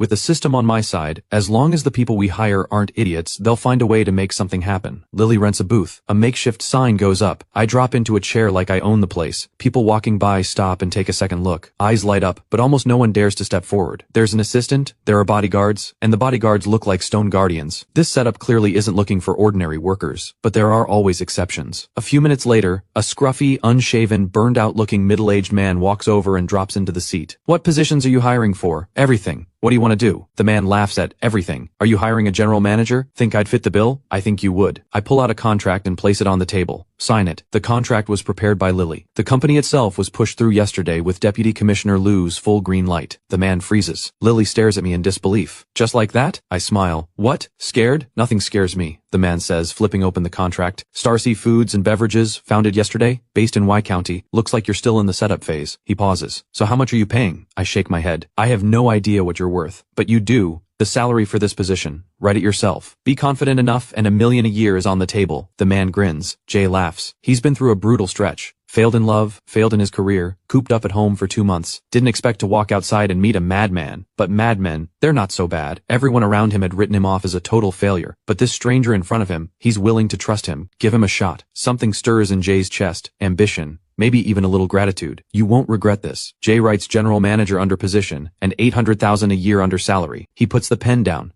That price for me is honestly a bargain. I'll prove my worth. Confident. I give him a thumbs up. Stand up. Here. You sit here. What do you think you're here for? Jay blinks. What else? Recruiting. I've never done recruiting before. Every expert has their specialty. You're the professional. So you do it. Jay feels another wave hit him. This time real warmth. The contract isn't even dry, and already he's handing over the wheel. That's trust. He takes the recruiter's seat and says firmly, "Don't worry, boss. Since you trust me, just tell me what you need. Bodyguards? Leave the rest to me. Right now our company has the boss's assistant, the boss's bodyguards, and the boss's one and only employee, which is you, the general manager. Everything else, figure it out." Jay goes cold. He snaps back to reality. Every bit of that warm feeling, gone. Now he's just scared. Did he get played? Rich kid playing entrepreneur? Some shell company? This boss is young and completely laid back, and the first thing the new company hired was a pretty assistant and 2 bodyguards? Is this even a real business? This can't be some kind of joke, can it? I pat him on the shoulder. This is a chance to build yourself up, a chance to grow a company from absolutely nothing, and you should hold on to it. Once you've taken a company from zero to something real, even if you move on someday, that story will carry your resume for the rest of your life. Then why don't I just start my own company? Jay fires back instinctively. Do you have the money? I ask. That lands. Silence. Total shutdown. Jay has nothing. Got it, I say. We're going to grab food. We'll bring something back for you. I grin and head off with Lily and the others. Jay grips his fist. Why the hell did I feel touched by that? This boss is something else. Fine. Let's see how this plays out. There's no non-disclosure agreement, no non-compete clause, no penalty fee. If things go sideways, he can just walk. We leave the job fair and find a hot pot place. All 4 of us sit down. The signature dishes, ordered without hesitation. This place is upscale. One meal, easily 2,000 or 3,000. Compared to how things used to be, spending money like water is basically my new normal. I sit with that for a moment. Whether it's the original soul before the awakening or the life before that, neither version of me ever lived like this. The past life was nothing but work, grinding every day just to scrape together enough to pay the mortgage. And in this life, I was a total simp. 9 to 9, 6 days a week. Worked myself half to death. Not a single good day lived. So what do you call this now? Revenge spending. And it's not just because I have money. I've been close to death twice now. I've seen through a lot. Everything else is just noise. Maybe living for right now, leaving no regrets. That's what's real. In this life, system or no system, I've decided to live free. But through Lily's eyes, everything I do seems a little strange. After years around all kinds of people, Lily has a feeling she can't quite put into words. She grew up comfortable, exposed to all sorts of people early on, especially with her dad constantly lecturing her. It made her mature fast. She's always been confident, and no matter who she's dealing with, she can usually see right through them. But with me, she's lost. If you told her that pulling off that whole play with a mistaken transfer was some kind of genius move, snagging tens of millions through sheer boldness, then the mental pressure he carried through that process must have been just as extraordinary. That alone proves he is someone with real skill and real intelligence, a massive nerve and fearless guts, someone who breaks every rule and holds nothing sacred. When someone like that gets power, shouldn't he be seizing control of everything, snowballing fast, building towards something big? Lily has heard stories like this. From the gray market world, from the early rise of certain companies, there are always people like that, and without exception, they all move fast by any means necessary. paranoid, suspicious of everyone. So why is Ethan so different? He gets the money and immediately takes out a massive loan. Okay, that's normal enough, borrowing to grow is standard playbook. But then he goes and does bottled water. Completely baffling. And the most baffling part of all, he wants nothing to do with running it. He sent her to handle the Y County deal yesterday. Today at the job fair, he hands a total stranger a general manager contract within minutes and lets that person run the hiring. No fear of being sidelined. No worry about being scammed. Lily understands him less and less. What's your dream? She finally asks. Dream. I laugh. When a boss talks dreams to employees, that's selling hot air. So what does it mean when you're asking the boss about his dreams? Are you trying to sell me something? That's not what I mean, Lily says. What I mean is, I genuinely can't figure you out these past 2 days. What are you actually trying to do? What I want is actually pretty simple. Seeing how serious she is, I drop the jokes. Before any of this happened, my dream was just to have my own place. A car, some savings, a life that doesn't suck. But things are different now. Different how? Lily asks. Zach and Buck turn to look at me too. They know what I've pulled off. They're impressed and curious about where someone who just got rich overnight is planning to go. They relate to the basics deeply. A house, a car, some savings. That's the dream for most people. Now I have 3 dreams. I hold up 3 fingers. First, live comfortably. Never lose sleep over money again. All 3 nod. Realistic, relatable. Second, I want to see what's at the top. Technology has come so far and money can do almost anything these days. But there are still things current technology can't touch. So I'm getting into it myself. I'm going to spark a tech revolution, create something that matters, and push human progress forward. The 3 of them hesitate slightly, but eventually nod. It sounds a little over the top, borderline delusional even. But what if he means it? The man already worked on nuclear fusion. Selling water while chasing next level tech doesn't actually sound that crazy. And the third? Lily asks. I grew up hearing this saying, if every person in the country lent me $1, I'd be a billionaire. Sound familiar? All 3 nod. Everyone's heard that one. So what does that have to do with your dream? My third dream is to owe money, I say with a grin, the system already in mind.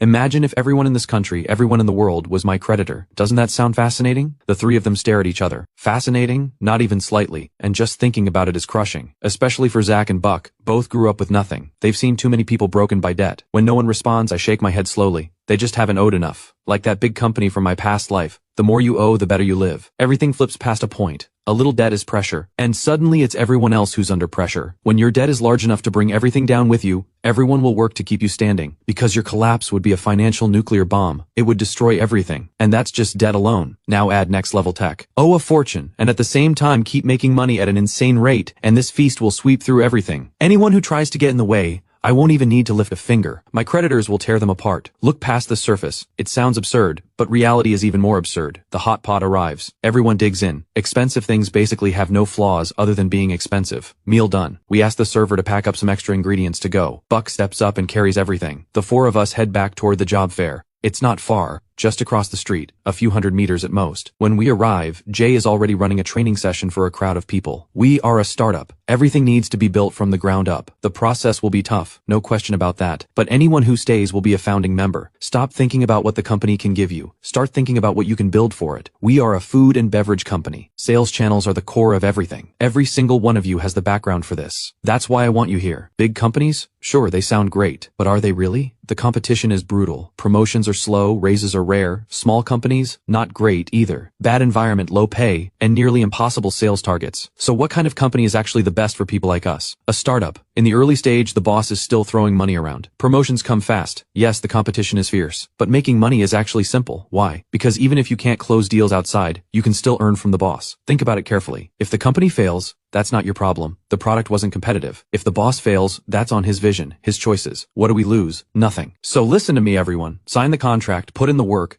do well, and we all win big. Do okay, and we still come out ahead. As your general manager, I stand on the same side as every one of you. The energy in the room shifts. People who were on the fence are no longer hesitating. No matter how you look at it, there's nothing to lose. He's making real sense. If even the general manager is saying this, what are we waiting for? Let's go, take a shot. Pass me a contract too. Behind them, Lily and the others watch, completely speechless. Is this how you run a hiring session? Man, we brought you here to sell water, not run an MLM. What a talent. I shake my head in admiration. Picked a general manager at random and ended up with an MLM genius. Those who think, lead. Those who grind, follow. No wonder this guy was so sharp and pushy right from the start. He had the nerve to ask for the general manager spot outright. Clearly someone who knows how to play the game and use his head. Boss. Jay turns around, visibly awkward, sweat forming on his forehead. Oh no. Did the boss just hear all of that? Am I really about to get fired on my first day?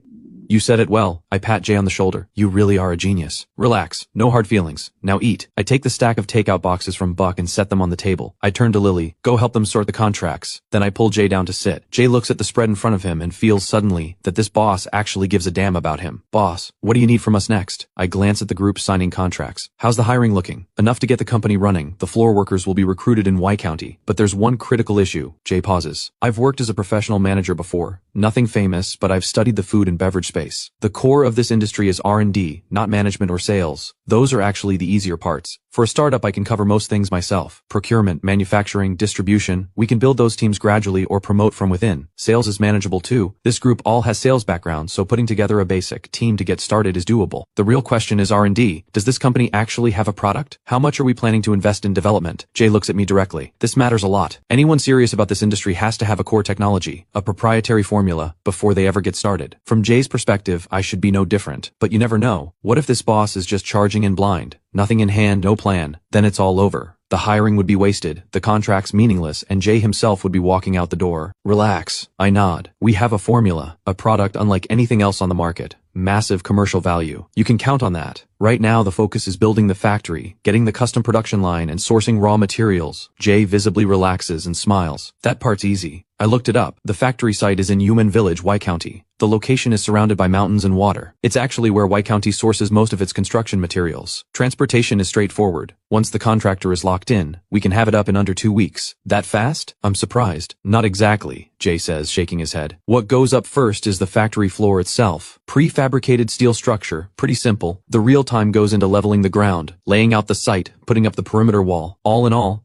push hard, and we can be operational in 2 weeks. But the staff quarters and the office buildings will take longer. Even though our scale is small, just a few 3 to 5 story buildings. That's still a few months minimum. Good. I nod. You're the general manager. I'm giving you full authority. Build this beverage factory from scratch. Do it well and promotions will take care of themselves. This whole operation is just a small experiment for me. If you have what it takes, I'll give you a much bigger stage down the road. Something stirs in Jay. A theory starts forming. Why is this boss so relaxed about everything? Why does he seem so completely unbothered? It has to be rich family money or serious connections behind the scenes. This company looks like a hobby project on the surface, and it very well might actually be one. But the boss can afford to play. Jay can't. He needs to deliver. If he performs well, Jay takes a deep breath. The fire inside him ignites. Boss, don't worry. Big or small, I'll handle every single thing clean and clear. Just watch what I do. Damn. I glance at him, mildly surprised. This guy is something else. But that's a good thing. I think it over, then say, then I'll leave the rest to you. Tomorrow, take the team to Y County. Do what needs to be done. I'm putting $50 million on the table. Next month, I want to see a factory standing. And a full canning line ready to go. Consider it done. $50 million just for the factory and the production line. This isn't a small operation anymore. If even a hobby project goes this big, what kind of backing does this boss actually have? What kind of resources is he sitting on? Jay feels the excitement building.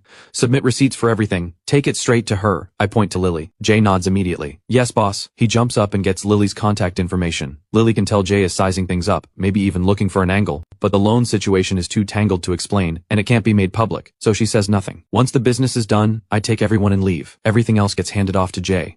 The next day, when Jay takes the team to Y County, I don't even see them off. Just a few words on the phone. 2 days later, the $80 million loan hits the account. Lily handled every step. I showed up once at the end to sign. A few more days pass. Finally, on the night of June 30th, in the rental apartment, I put down my phone and head to the bedroom.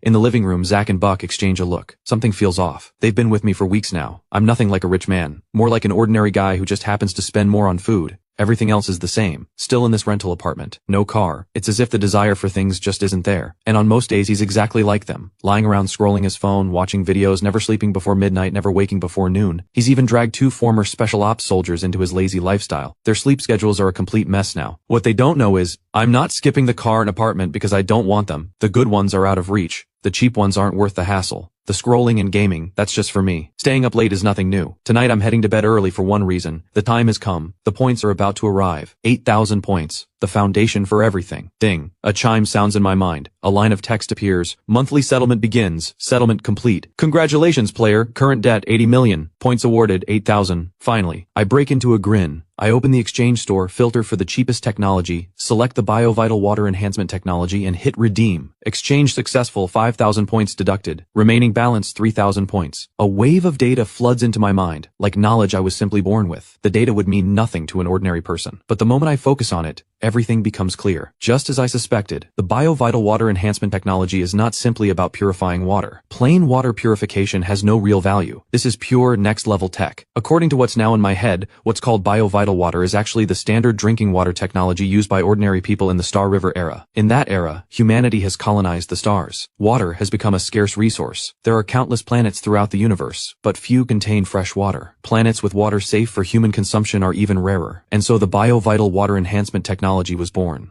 The water it produces is not simple fresh water or purified water. It starts with purification, then uses a proprietary formula to blend hundreds of trace elements into the water, infusing it with energy and self-sustaining bioenergy microbes. The core of it all is those bioenergy microbes. The microbes reproduce on their own.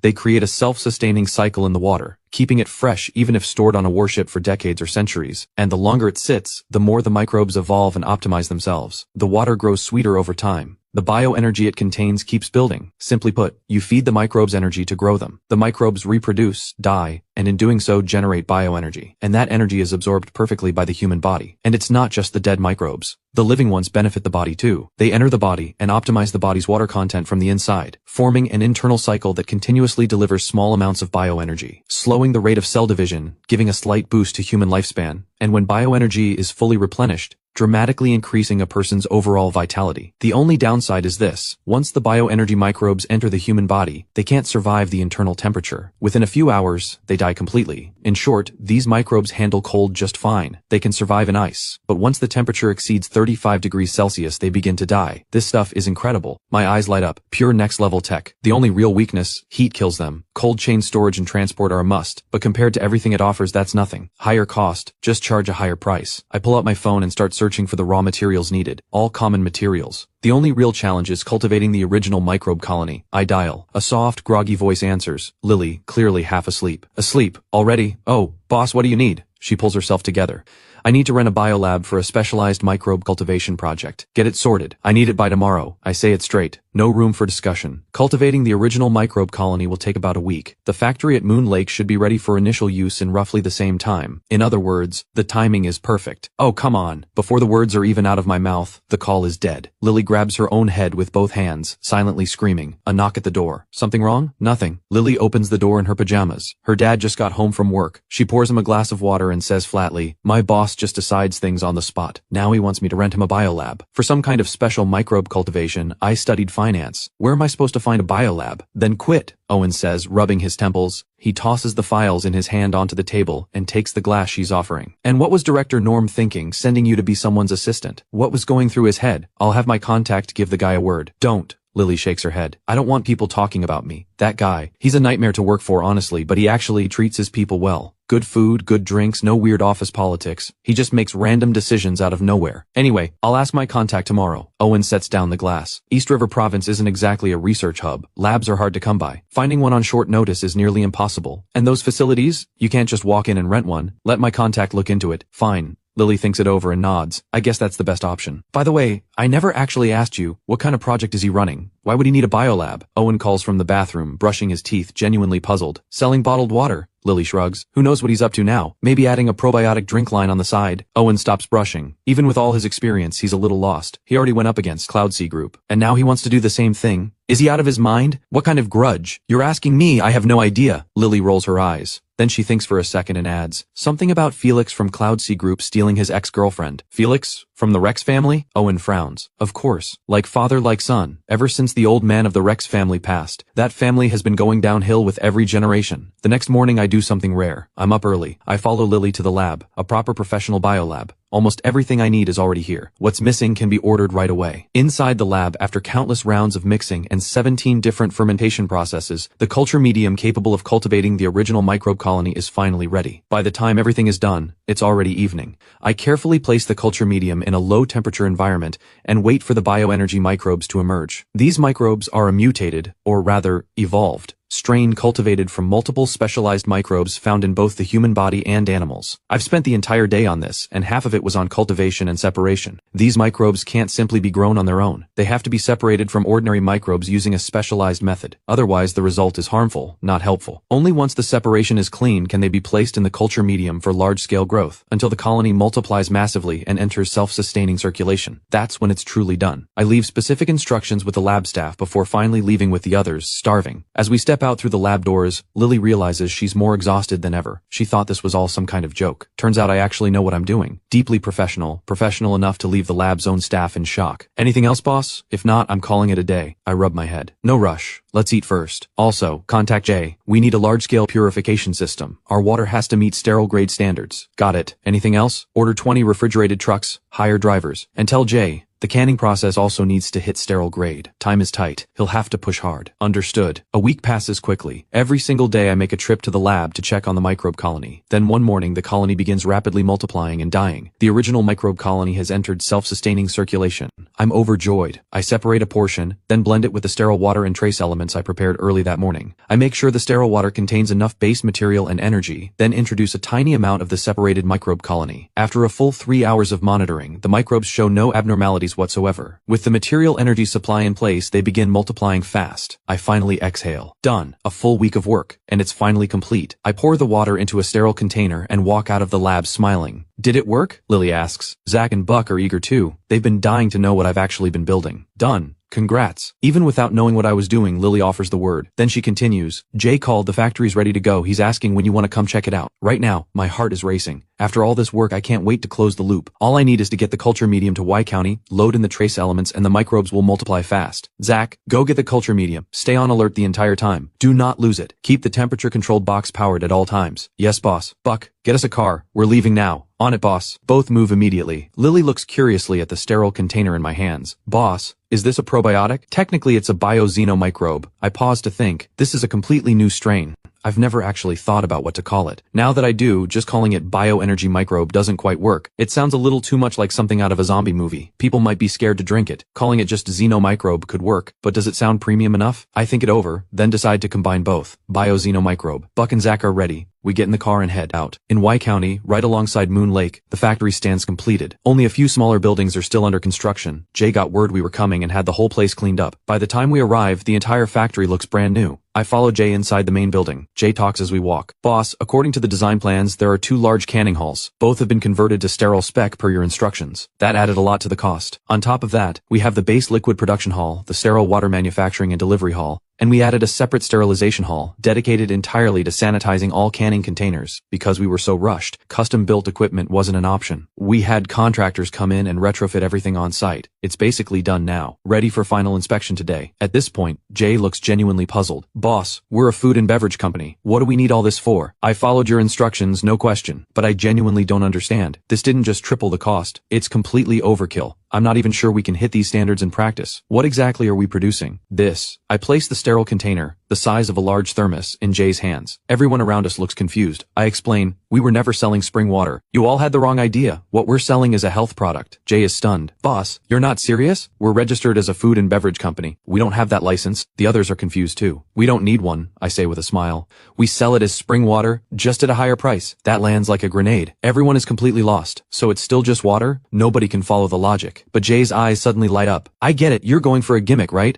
Market it as sterile wellness water. Sell it under the health label, but it's literally just water. Pure profit. Boss, you're the real one. How cold-blooded can you get? The others look at me with the same strange stare. I press my palm to my forehead. You have no idea what you're talking about. Just as I say it, we all step into the base liquid production hall. 2 enormous storage tanks stand inside. I smile with satisfaction. All I need to do is fill the tanks with sterile water, load in the trace elements, and the microbes will multiply rapidly. From there, an automated system blends them at a ratio of 10,000 to 1 with sterile purified water, adds another round of trace elements to the purified water, and the final product is complete. The contractor's engineers are still here, running tests. I pay them extra to fine-tune things however they see fit. Once done, the work is officially finished. I gather Jay and the others, and open the sterile container. Thanks to the built-in temperature regulation, the microbes inside have been multiplying for hours. This first batch is ready. I have Buck grab some paper cups and pour around for everyone. This is our product. Try it. Then you'll understand. Silence falls over the room. An awkward silence. Lily holds her cup and hesitates. Buck and Zach do too. They know exactly what's in this. There are microbes in there. Who in their right mind would drink that? Sure, they were called beneficial, but there's been no official testing, no market certification. If something goes wrong after drinking it, they're done. But Jay and his 2 junior staff members have no idea what's inside. Hearing it's the company product, they down it without hesitation. Jay smacks his lips. With Lily, Zach, and Buck watching in quiet amazement, Jay runs his tongue over his lips. There's a sweetness to it, not like sugar. More like a clean, lingering aftertaste that doesn't get heavy. It's still water at the end of the day, but it just tastes better than tap water. The young staff member beside him nods. No off smell. Aside from that slight aftertaste, no flavor at all. Of course there isn't. This is sterile, purified water, filtered and sanitized multiple times,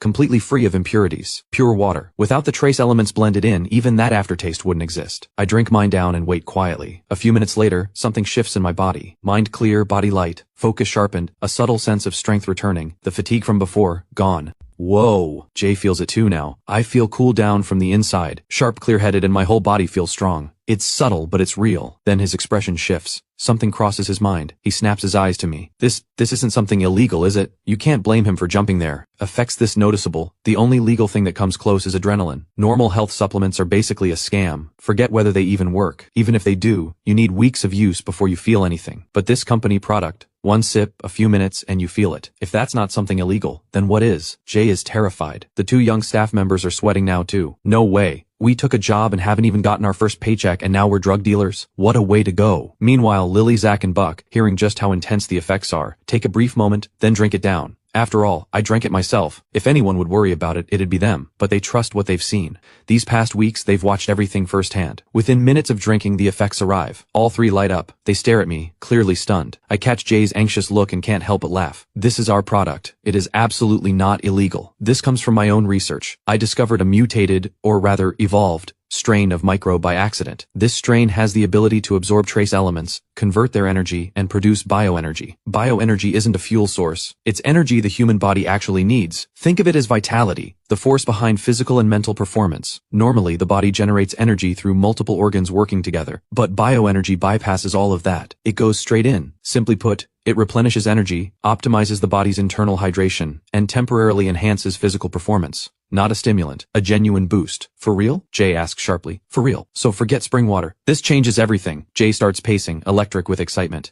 If someone used a lot of this, could they become superhuman? What if the microbes built up in massive quantities inside the body? Wouldn't that not only extend life but potentially replace organ function altogether? Could it cure any disease? Keep a dying person alive indefinitely? Could it supply the energy that cancer cells need? Everyone around listens to Jay spiral, and their imaginations run wild too. Everyone looks at me, breathless with excitement. Even one of those things. Just one. And this would shake the entire world. Lily, Zach, and Buck can't help but think back to something I said just a few days ago. He was going to start a tech revolution. Without question, if this product delivers even a fraction of that potential, then I really will have ignited a revolution in biotech. But unfortunately, I shake my head. The gene evolution serum is definitely connected to this, but there's no comparison. This product falls so far short of the serum it's not even close. This is only one of the foundational components the gene evolution serum requires. In the exchange store, the gene evolution serum is priced astronomically, and the technology packed inside it is nothing like the BioVital water enhancement technology. Superhuman? Not happening. Not to mention, the human body has its own limits. Don't even think about using this to boost your physical strength. No matter how much you drink, the effect stays the same, it just lasts longer. Now, if the bacterial colony builds up in large quantities inside the human body, in theory, it could extend your lifespan. But that's simply not possible. The colony requires cold storage. Above 95 degrees Fahrenheit, it starts dying. Inside the human body, it survives no more than 4 hours. And if you're running a fever, that window shrinks even further. That said, a small degree of life extension is achievable. Drink 6 shots a day to keep the colony alive in your system at all times. And you won't just stay sharp and energized. Your immune system gets a real boost too. It fights off illness. As the body's internal environment keeps improving, your theoretical lifespan naturally extends, and your overall constitution improves, pulling you out of that gray zone between healthy and sick. Curing diseases? Forget it. It can maximize the effectiveness of medication, but it cannot directly cure illness. You have to understand, the bioenergy this thing provides can only play a supporting role. It cannot directly intervene in disease. For someone on the verge of death, it barely does anything, maybe buys a little time, but it won't change the outcome. And giving it to a cancer patient? You'd just be feeding the cancer cells. What were you thinking? That's just accelerating cell division. I shake my head. Finally, I wrap it up. This thing can't change the world, but it absolutely can shake it. Its value is enormous, just not as insane as you're imagining. That's enough. Jay rubs his hands together, buzzing with excitement. More than enough. Enough to crush every competitor out there. The market for this is massive. Even if our costs are high, even if our price point puts us out of reach for the average buyer, that's still more than enough to make you the richest man alive, boss. with just this one product. Zach can't help himself. Okay, this stuff is incredible, but richest man alive? Come on, that's a stretch. Just from this one thing? Jay fires back, fired up. You have no idea what this is worth. For the entire beverage and health supplement market, this is a whole different league. It will shatter every competitor's dreams. The room erupts. Everyone is stirred up, buzzing with energy that refuses to settle. Jay's heart is pounding. He had lost in love and in business, and yet right now he feels the peak of his life rushing toward him. Forget about him. Even a pig, sitting in the general manager's chair, riding a product this extraordinary, could build a name for itself, become a nationally recognized executive. The other staff can practically smell the money. Zach and Buck quietly breathe a sigh of relief. Surveillance was never their strong suit, especially not when I treat them this well. Now, since Ethan's business is clearly going to succeed, they can go back to doing what they do best, being bodyguards. As for Lily, she's completely stunned. She stares at me, everything feeling over the top, like a dream. This reckless playing with fire jerk. Is he really about to hit a massive breakthrough? 80 million in loans had seemed absurd to her before. But now, looking at the full picture, I'm the one who's absurd. The potential returns from this product, and the impact it could have on the entire market, Lily runs the numbers in her head. She has to admit, 80 million is nothing. Once this product goes public and hits shelves, forget 80 million, even 800 million, 8 billion, there would be no shortage of investors lining up. At this rate, her job as his assistant won't last long. Thinking that, strangely, she doesn't feel relieved. Instead, there's a quiet, hollow feeling. Boss, when do we start production? Jay asks. The sooner the better, I say, pointing to the storage tanks along the river. I'll start culturing the bacterial colony this afternoon. One night is all it takes. We can fire things up first thing tomorrow morning. I need a batch of product to secure investment. We can also start pushing it into the market, run some ads, whatever's needed. I'll leave the details to you. In 3 days, I want to see our product out there. Never forget, debt is the #1 driving force behind cutting-edge innovation. Consider it done. Jay is pumped. He pulls 2 people forward. Boss, let me introduce you. This is Marcus, 30 years old, full of drive. He's been all in on company operations lately and has a real knack for management. Most importantly, after spending the past few days learning from the contractor's engineers, he knows our facility inside and out. I'd like to promote him temporarily to head up the bottling facility, put him in charge of both bottling lines. Our setup is fully automated, so we don't need a huge headcount. I've already got contacts with several staffing agencies in Wake County. We'll bring in some temp workers to start. Once the company gets more structured, we'll set up a proper HR department, promote from within and recruit externally. And this is Vincent, 28, a professional in sales handling the marketing and sales department. Hardworking, proactive, did extensive market research, though it's a shame, because clearly none of that research is relevant anymore. Both men are visibly nervous.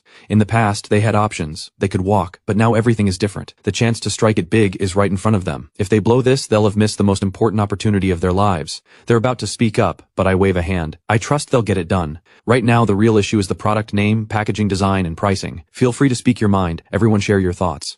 The cost of this thing, Jay hesitates. I think for a moment, and decide not to give a straight number. Instead, I say, it requires cold storage. In winter, that's manageable, but right now it's summer. At room temperature, shelf life depends entirely on the weather. So setting aside production costs, the storage costs alone are significant. So boss, what price range are you thinking? Jay asks. If it were you, how much per bottle would feel worth it to you? I ask. Honestly, with effects this incredible, I'd buy it regularly at $5 a bottle, but go much higher and I'd have to stop, not because it's not worth it, but because I couldn't afford it. For me, $3. 3 is way too cheap. A cup of coffee costs more than that. That's exactly why I don't drink coffee. Everyone starts talking over each other. I can see the pattern clearly now. Everyone thinks it's worth it, but their own wallets are setting the ceiling. Bottom line, the product is great, but buying it regularly? Out of reach. So the pricing is a real challenge. For someone broke, even $1 is too much. For someone loaded, sell it at 100 and they still won't flinch. Normally the fix is simple. Just define your target market. But this product is different. The target market here is everyone. What do you think? I look over at Lily. Lily thinks for a moment. I think you're all overthinking this. Pricing and packaging don't need to be separate problems. I have 2 solutions. First, small, medium, large, extra large. Just set different prices for different sizes. Like you said, the effect doesn't change much regardless of how much you drink, so there's no need for a one-size-fits-all format. That works. Everyone lights up. And the second solution? I ask. Even simpler, Lily says, a little sheepish. You've all gotten vaccines, right? You know those tiny glass vials they come in? You snap them open, shaped kind of like a rifle cartridge. They're called ampules. Each one holds anywhere from 1 to 25 milliliters. I think that packaging works perfectly. Of course, the glass version needs to be flame sealed, which obviously won't work for us. But there's a plastic version. We can get the right machines, set up a full blow-fill seal line. From what I know, the process itself produces a sterile product. It saves money, saves hassle, and gives us much better pricing flexibility. The room goes dead silent. Everyone stares at Lily. Then Jay slaps his hands together. How did I not think of that? We're selling the effect, not the water itself. So the volume per bottle is is irrelevant. What matters is the effect. Following Lily's logic, each ampule holds a max of 25 milliliters, while a regular water bottle is 500 milliliters. That's 20 ampules per bottle's worth, and if each ampule sells for $3, that's $60 total. Genius. I give a thumbs up. Lily, I had no idea you were this sharp. Finance's loss is our gain. Welcome to the dark side. This is brilliant. It solves both the pricing and the packaging in one shot. Keep it up. When I'm rich, I'll give you a fat bonus. But what about the bottling equipment we already set up? Is that wasted? I ask. Not at all. Marcus steps in. Boss, since the final packaging hadn't been confirmed yet, part of the bottling line is still not fully assembled. Right now it only has the basic fill nozzles. We can contact the contractor and pay to have it modified. How long will that take? Not sure, but that company handles modifications all the time. They know this inside out. If we rush it, 3 days tops. They haven't left yet. I can go ask them right now. Go! Marcus takes off. Everyone showers Lily with praise. The poor girl goes bright red. The only one in the room who isn't celebrating is Vincent, the sales lead. He had thought through every possible sales strategy, every type of packaging, whether sleek and premium or rough and budget. He had a plan for all of it, but he had never once considered how to sell a product packaged like medicine.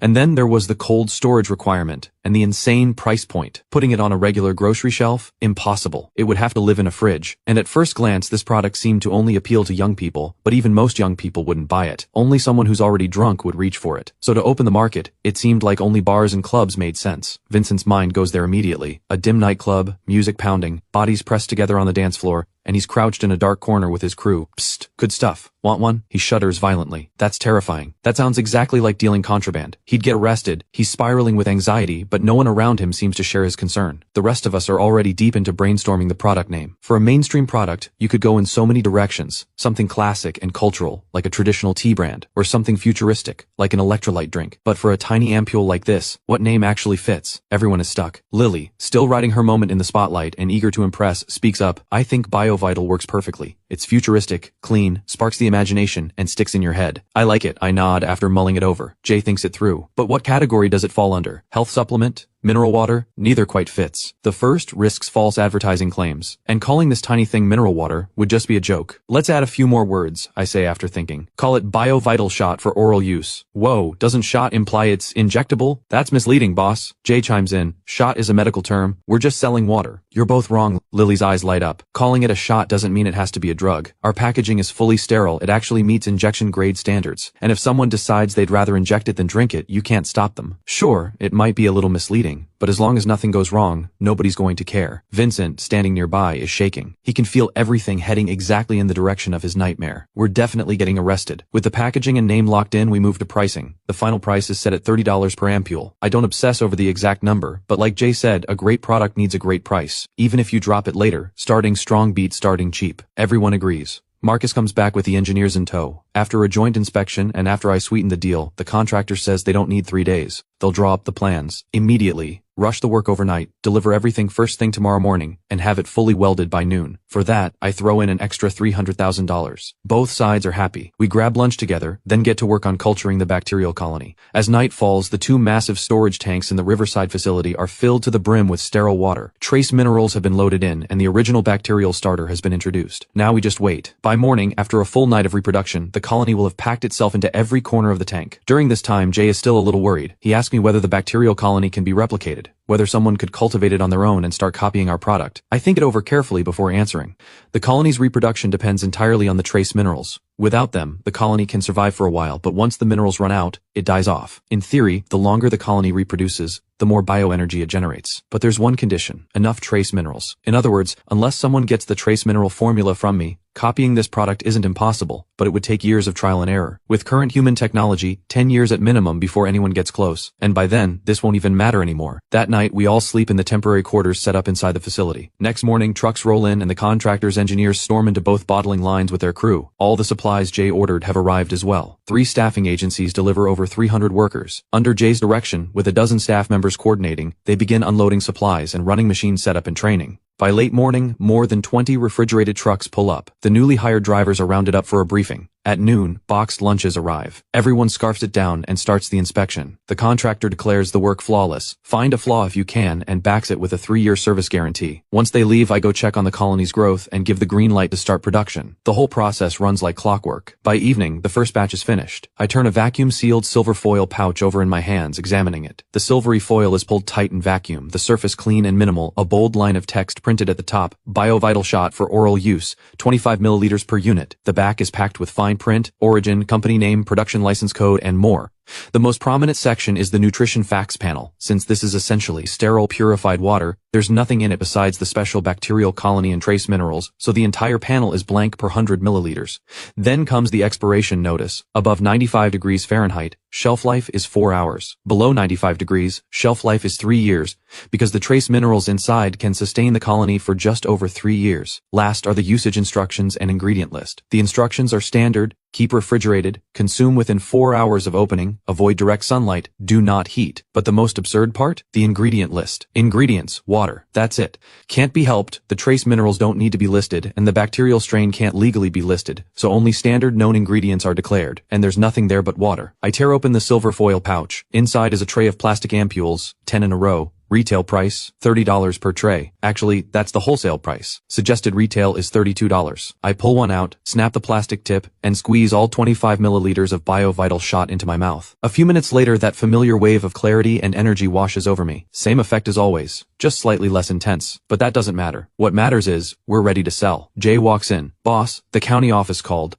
They heard we've started production and want to know when we're hosting our launch ceremony. They'd like to attend to show their support for outside businesses coming to the area. I shake my head. That's all on you. I just want results. Tell me, how much did we produce today? What's our daily capacity? And what does the revenue look like? The numbers will blow your mind. Jay lights up. Honestly, we owe it all to Lily for being ruthlessly clever coming up with all those ideas. With both bottling lines running at full capacity, we're pushing out just over 80,000 units per hour. We ran for 5 hours this afternoon, sitting at around 400,000 units in stock. If we run 3 shifts, 24 hours a day, we can hit close to 2 million units daily. 2 million units, if we sell every single one, after taxes, that's around $5 million a day. $5 million a day, boss. And once you subtract costs, that's pure profit in your pocket. Costs? What costs? I scoff. The raw materials to produce the trace minerals add up to almost nothing, not even a 10,000th of revenue.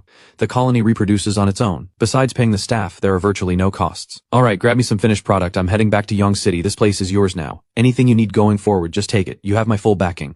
I start packing up. Jay's emotions are tangled, moved by my trust in him, yet still feeling like he's dreaming. For the past 2 days, he's been walking on air, nothing feeling solid underfoot. But he knows it's real. This is reality. No dream. All he can do now is rise to the moment, honor Ethan's trust, not let this chance slip by, prove his own worth, and make everyone who ever looked down on him eat their words. Outside the temporary quarters, amid a field of construction rubble, Lily kicks a stone across the ground and seethes into her phone. Dad, can you stop worrying about nothing? I'm on a work trip. I spent one night outside. I am not dating that jerk. Why won't you believe me? How can I not worry? Owen's voice comes through the phone.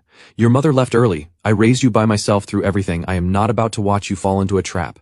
This Ethan, his methods are extreme, unpredictable. That alone might be forgivable. But borrowing $80 million over a relationship just to get revenge on Skywave Group? That's not just reckless, it's unhinged. Date a nobody if you want, I won't say a word. But not him. I am not. Lily bites her lip, desperately wanting to say that Ethan isn't playing with water, he's playing at a godlike level. But it's company confidential. Nobody told her to keep quiet, but no one dares to leak a word. Lily has her principles. She can't say it, so she loses it instead. Stop judging him through a biased lens. The guy is capable. He's not as unreliable as you say, and he's plenty rational. See? You said there was nothing going on, and now you're already taking his side. Owen pounces on the slip. Lily, flustered and furious, hangs up right then and there. What's going on? I finished packing up and was just about to call for everyone when Lily comes walking over with a stiff expression. Nothing. Old man sticking his nose where it doesn't belong. Who? I pause. Then it clicks. Your dad, over you staying out? He's 100% a girl dad. Where's your mom? Doesn't she keep him in check? My mom's been gone for years. I'm sorry. I get it immediately. Owen's whole mindset makes sense. He raised this girl on his own and she's his only one. If some guy swept her away, it would genuinely break him. It's fine. I've made my peace with it, Lily says, shaking her head. I leave it there. Some things can't be put into words. In this life, I'm an orphan. My former soul grew up starved of love. which is exactly how that scheming woman Jin Yalan had manipulated him into doing her dirty work. I catch up with Zach and Buck, and the four of us head out toward Wei County. Wei County sits right on Yong City's border, barely an hour's drive to reach the city center. I dial Big Ray. I hadn't reached out before. I was waiting for this exact moment. Without a product in hand, talk is cheap. Having something real to show is what gets investors interested. There's so much in the system store that I want, and I need money. Not investment in the company, that's equity, and equity doesn't count as debt. Ethan will never give up equity.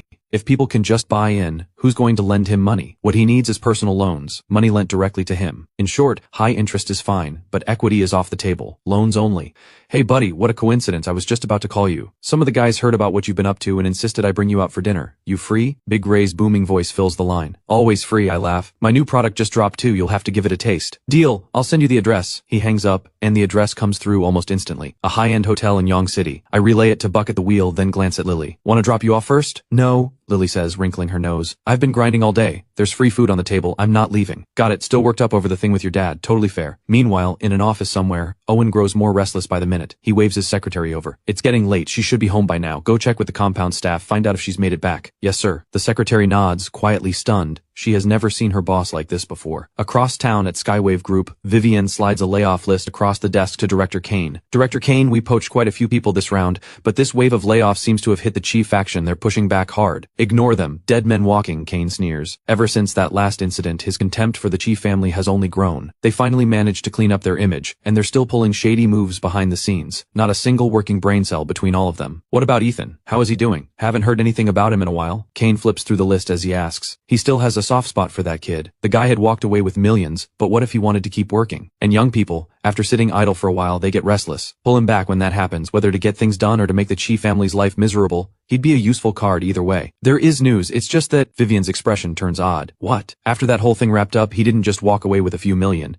He also pulled 80 million from the Yong City branch. Vivian holds up the number with her fingers. 80 million. Kane is surprised. Then he shakes his head. Kid's got game. I was going to bring him back. Turns out he went and started his own business. What industry? Selling water. Vivian's expression gets even stranger. What? Kane blinks. You're joking. He hit us, then kicked us while we were down, and he's out there selling water? It's true, Vivian says, equally bewildered. I got curious and looked into it. Apparently he already has a finished product. There's a dinner tonight. Some business contacts got together. One of them is a contact of mine. He says tonight's main event is Ethan, and that Ethan is bringing some mysterious product to show. Kane drops the file and stands up. Let's go take a look. Vivian hesitates. Even if he's in this industry, he's just getting started. Aren't we giving him too much face by showing up?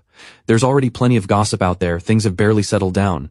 If you go, it signals you take him seriously. Kane speaks firmly. You have to respect your competition. He heads for the door. Vivian watches him go, shaking her head slightly. She thinks Kane is reading way too much into this. It's pure imagination. There's no grand strategy here, just coincidence. But Kane has spoken, so she follows. Dragon Crown International Hotel, Yong City. We step out of the car and follow a staff member's directions, taking the elevator up to Big Ray's private room. The room is massive, you could fit a full apartment inside. Gold and jewel-toned decor blazes under the lights, dripping with luxury. Big Ray and his crew are lounging around, smoking and chatting over tea. The moment he spots me, Big Ray jumps to his feet, strides over with a grin, pulls me into a hug, and announces to the room, "Our guest of honor is here! This is Ethan! Ethan, my man, just as sharp-looking as I expected. Young, talented, one of the sharpest young guys I know. I'm betting on you. Old Ray here has been telling your story over and over, my ears have grown calluses. Finally, the man himself. Come on, come on." Everyone stands to greet me. All men, 7 or 8 of them, loud and lively. Off to one side of the room, a smaller adjoining room sits with its door open, men and women inside, clearly the space for the boss's secretaries and drivers. Lily has clearly been in rooms like this before. She gives me a quick nod and takes the initiative, leading Zach and Buck over to the side room. Big Ray pulls me toward the main group. Come on, buddy, let me introduce everyone. This is Deputy Victor from Yong City Central Bank. This is Big Sun from Hengyuan Securities.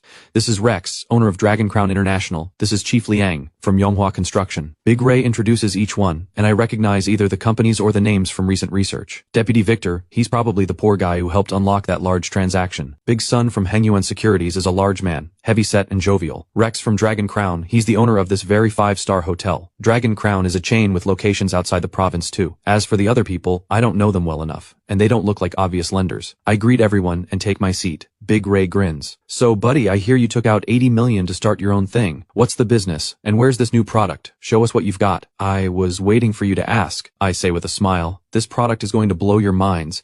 Just so we're clear up front, I'm in urgent need of cash, but once my product hits the market, it's a gold mine. Don't worry about whether I can pay you back. I'm offering high-interest loans. You all should get in on this." The room catches on immediately. These are all business people. Putting money into a company as equity? Too risky. Real money could turn into worthless shares. But a direct personal loan to a founder running his own business? That's different. It means the borrower has full confidence in their own ability to make money, not willing to sell shares cheap.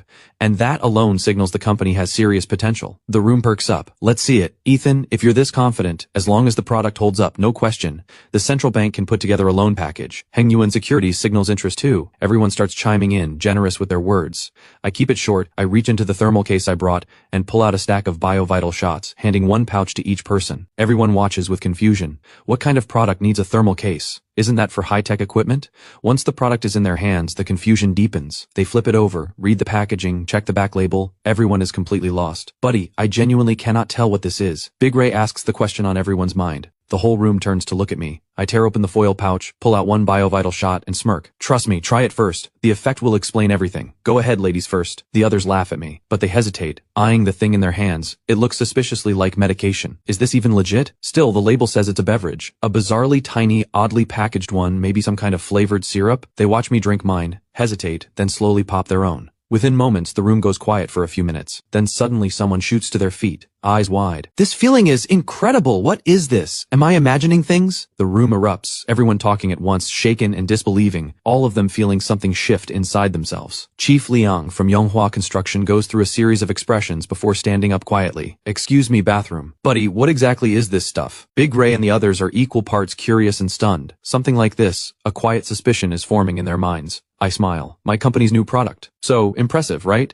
Hard to say whether it's good or not. I've never felt anything like it before," Big Ray says, visibly conflicted. "But buddy, this isn't legal, is it?" "What makes it illegal?" I laugh. "This is brand new, never existed before. If you insist it's illegal, I take offense. There is no law anywhere that explicitly bans this." They exchange glances, stunned. Brand new, never existed before. "What's the production capacity and the price?" Deputy Victor's hand trembles around his cup. 2 million units per day, $30 each. I hold up 3 fingers. The room draws a collective sharp breath. One man goes pale, wobbles to his feet. "Sorry, low blood sugar, I need to grab my medication." The others see this and want to follow, but they catch my bright, locked-in stare and freeze. What if he's carrying? Damn it, this is all Big Ray's fault. That guy, they could kill him right now. The whole room glares daggers at Big Ray. "Let me tell you more about this product. How much can you lend me?" Big Ray forces a laugh, squirming under the group's furious stares. "Let's eat first. Everyone's hungry. We can talk after." That works for me. Something feels slightly off, but I'm the guest here, so I go with the flow. Big Ray signals the staff and dishes start arriving. The table fills with elegant food. Glasses are raised. I join in without hesitation, trading toasts around the table, quietly noting that every one of these men is a future creditor. What he doesn't expect is that barely 20 minutes into the meal, the door crashes open with a bang. Everyone jolts. A squad of officers storms in, fully geared, armed with flashlights and handguns. Everyone at the table scrambles to their feet, every single finger in the room pointing straight at me. I barely have time to process it before handcuffs click around my wrists. Then I hear someone shout, "There are 3 more in that other room. What's going on? Why are you arresting us? We're innocent." Zack and Buck shouting snaps me back.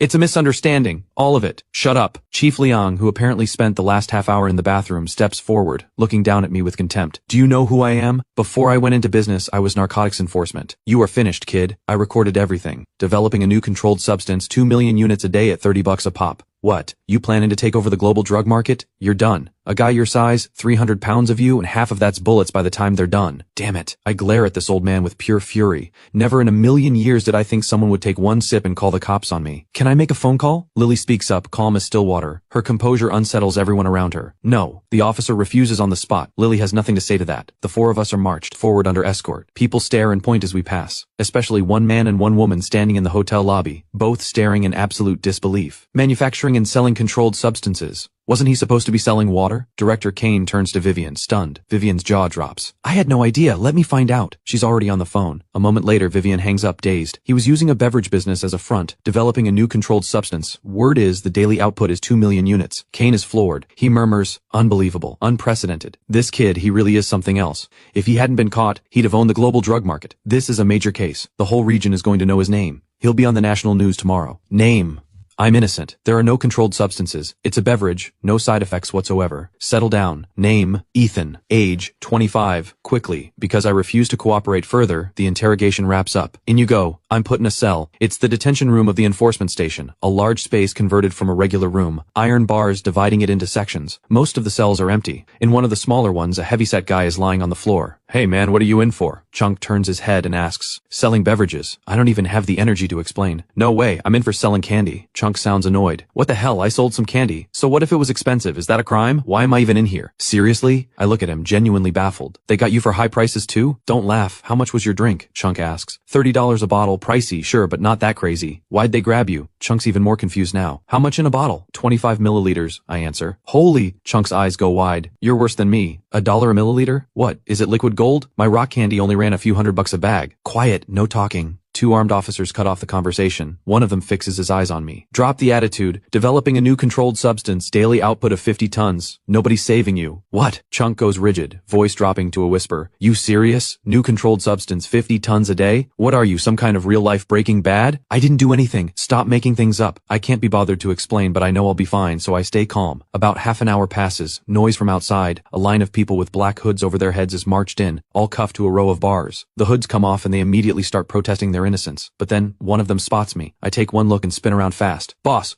don't hide, boss, I already saw you. Vincent grabs the bars with both hands. Boss, tell them we're innocent. I want to disappear. Our entire sales team. Not a single one got away. All arrested. Did you just say your whole crew just got dragged in? Chunk gets up suddenly, very alert. I've got absolutely nothing to say. At that same moment, in a stately office building across the city, urgent knocking at the door. Owen furrows his brow. Come in. His secretary rushes in, dripping with sweat, and before Owen can say a word, Chief, something's happened. Miss Lily has been arrested. Suspected involvement in developing and mass-producing a new controlled substance. What? Owen's first reaction is shock, then his brow knits hard. Impossible. That girl would never do something like this. It's real. The secretary wipes the sweat from his forehead. Miss Lily identified herself. The enforcement department contacted me urgently. Do you think it's possible? Possible what? Owen's voice goes ice cold. The secretary scrambles. That Ethan, he always takes the risky path. Could this be his mess and Miss Lily got caught up in it? Owen's expression shifts. That kid plays it risky, but this reckless? Come on, let's go see for ourselves. But Chief, your position... If this turns out to be real, what does my position matter? Move. It's a night that shakes everything. The next morning, I'm woken up.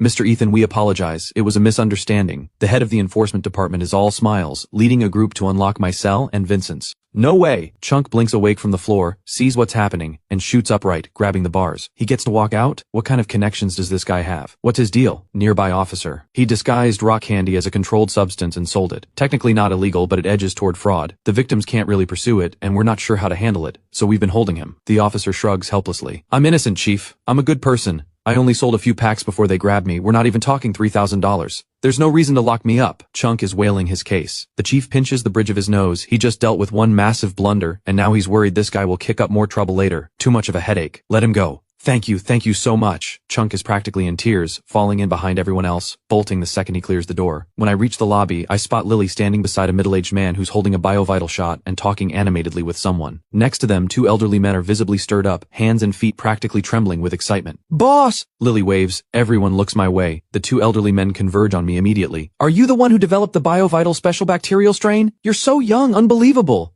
And you are? I ask. My name is Professor Chen. Professor of Medicine at Yong University, Head of Epidemiology at Yong University Hospital, Director of Infectious Disease. One of them speaks first, then gestures to the other. This is Professor Su, recently here at Yong University, giving a lecture series in the biology department. Professor Su is the top scholar in our nation's field of microbiology, a researcher at the National Academy of Microbiology and one of the leading figures in our national-level biolabs. I stare. The biovital strain shaking the world was inevitable, but attracting people of this caliber this quickly? Young man, may we have a conversation? Professor Su can barely contain himself. The bacterial strain you've discovered is extraordinary. This is a discovery that will shake the entire world. Last night we ran preliminary tests on the strain, and what we found, its emergence will send shockwaves through the entire scientific community. The number of research directions this opens up, this entirely new mutated strain has single-handedly carved out a brand new lane in modern biology. You're too kind, I say with a modest nod. We've conducted very thorough research on this strain. I can tell you plainly, yes, its emergence will cause a stir, but opening a whole new lane in biology? That's a stretch. I walk Professor Su through the strain's key characteristics. He's visibly deflated for a moment, but then quickly his eyes light back up. Is there any possibility the strain could mutate again? Setting everything else aside, if the strain's survivable temperature could increase by just 18 degrees Fahrenheit, this thing could genuinely change the world, transform the constitution of all of humanity, achieve a complete biological evolution of our species. Of course not. I shake my head internally. The technology he redeemed from the system store is essentially complete and fixed, which means this strain has no possibility of mutating again. So it cannot drive human evolution. It can only serve as a supporting material for the gene evolution formula down the line. But I'm not about to say that out loud. Instead, my eyes light up. Professor, as you know, I run a company. I simply don't have the bandwidth to pour into deep research. How about a partnership, my company and your team working together? Professor Su rubs his hands together, thrilled. An old man like me isn't greedy. Your discovery alone is enough to shake the world. Once I take over the research side, it will draw the top talent in this field from around the globe, and that will bring enormous benefits to me and all of my ongoing work. Here's what I can promise.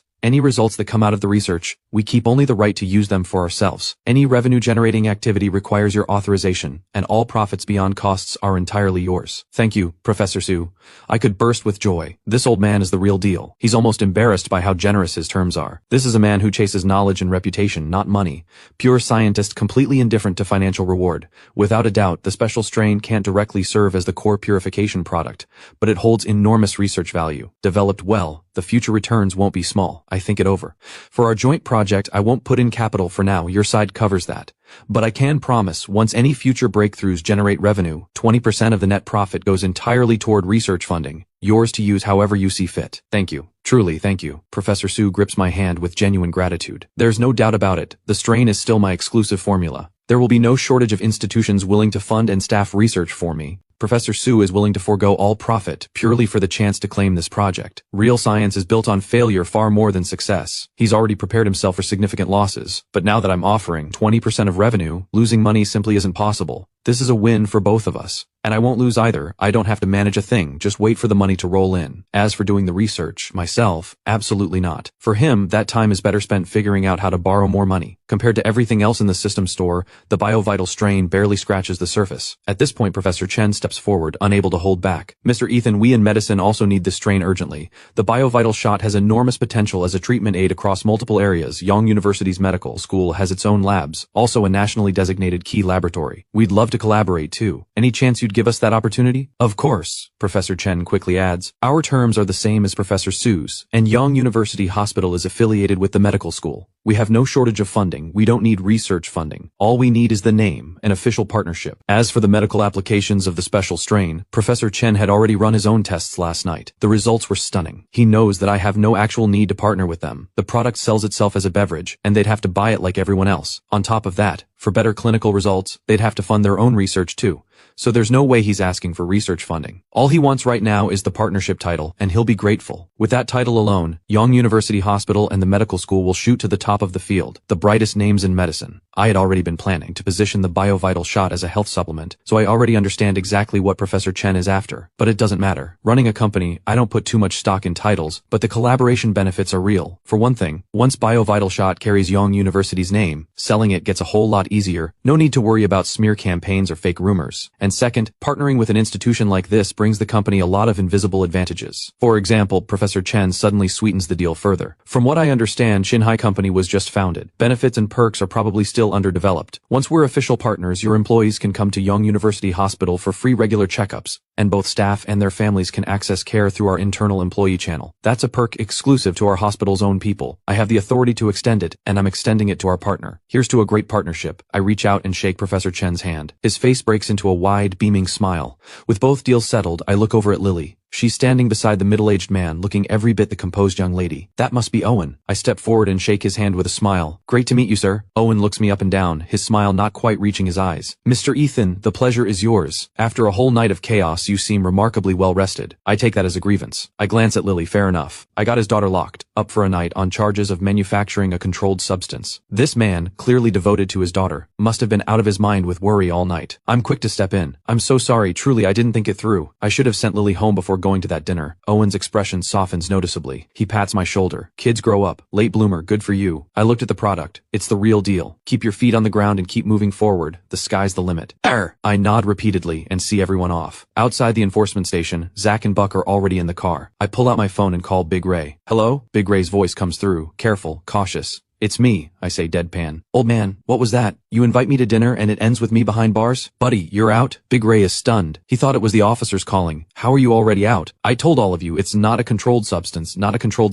it's a brand new product. I don't hide my irritation. Oh, Big Ray is silent for a long, awkward moment. A misunderstanding. I'm truly sorry. truly. Here's what we do, buddy. Go rest. Tonight's on me. We'll get together again and I'll have Chief Liang personally serve you tea and apologize face to face. The tea serving can wait, I say, rolling my eyes. I'm not free anytime soon. The product is blowing up, what can I say? A member of the National Academy tracked me down and Young University's medical school came knocking for a partnership too. Not happening for a while. Called you just to give you a heads up. I hang up. The whole thing was one massive blunder, all a misunderstanding.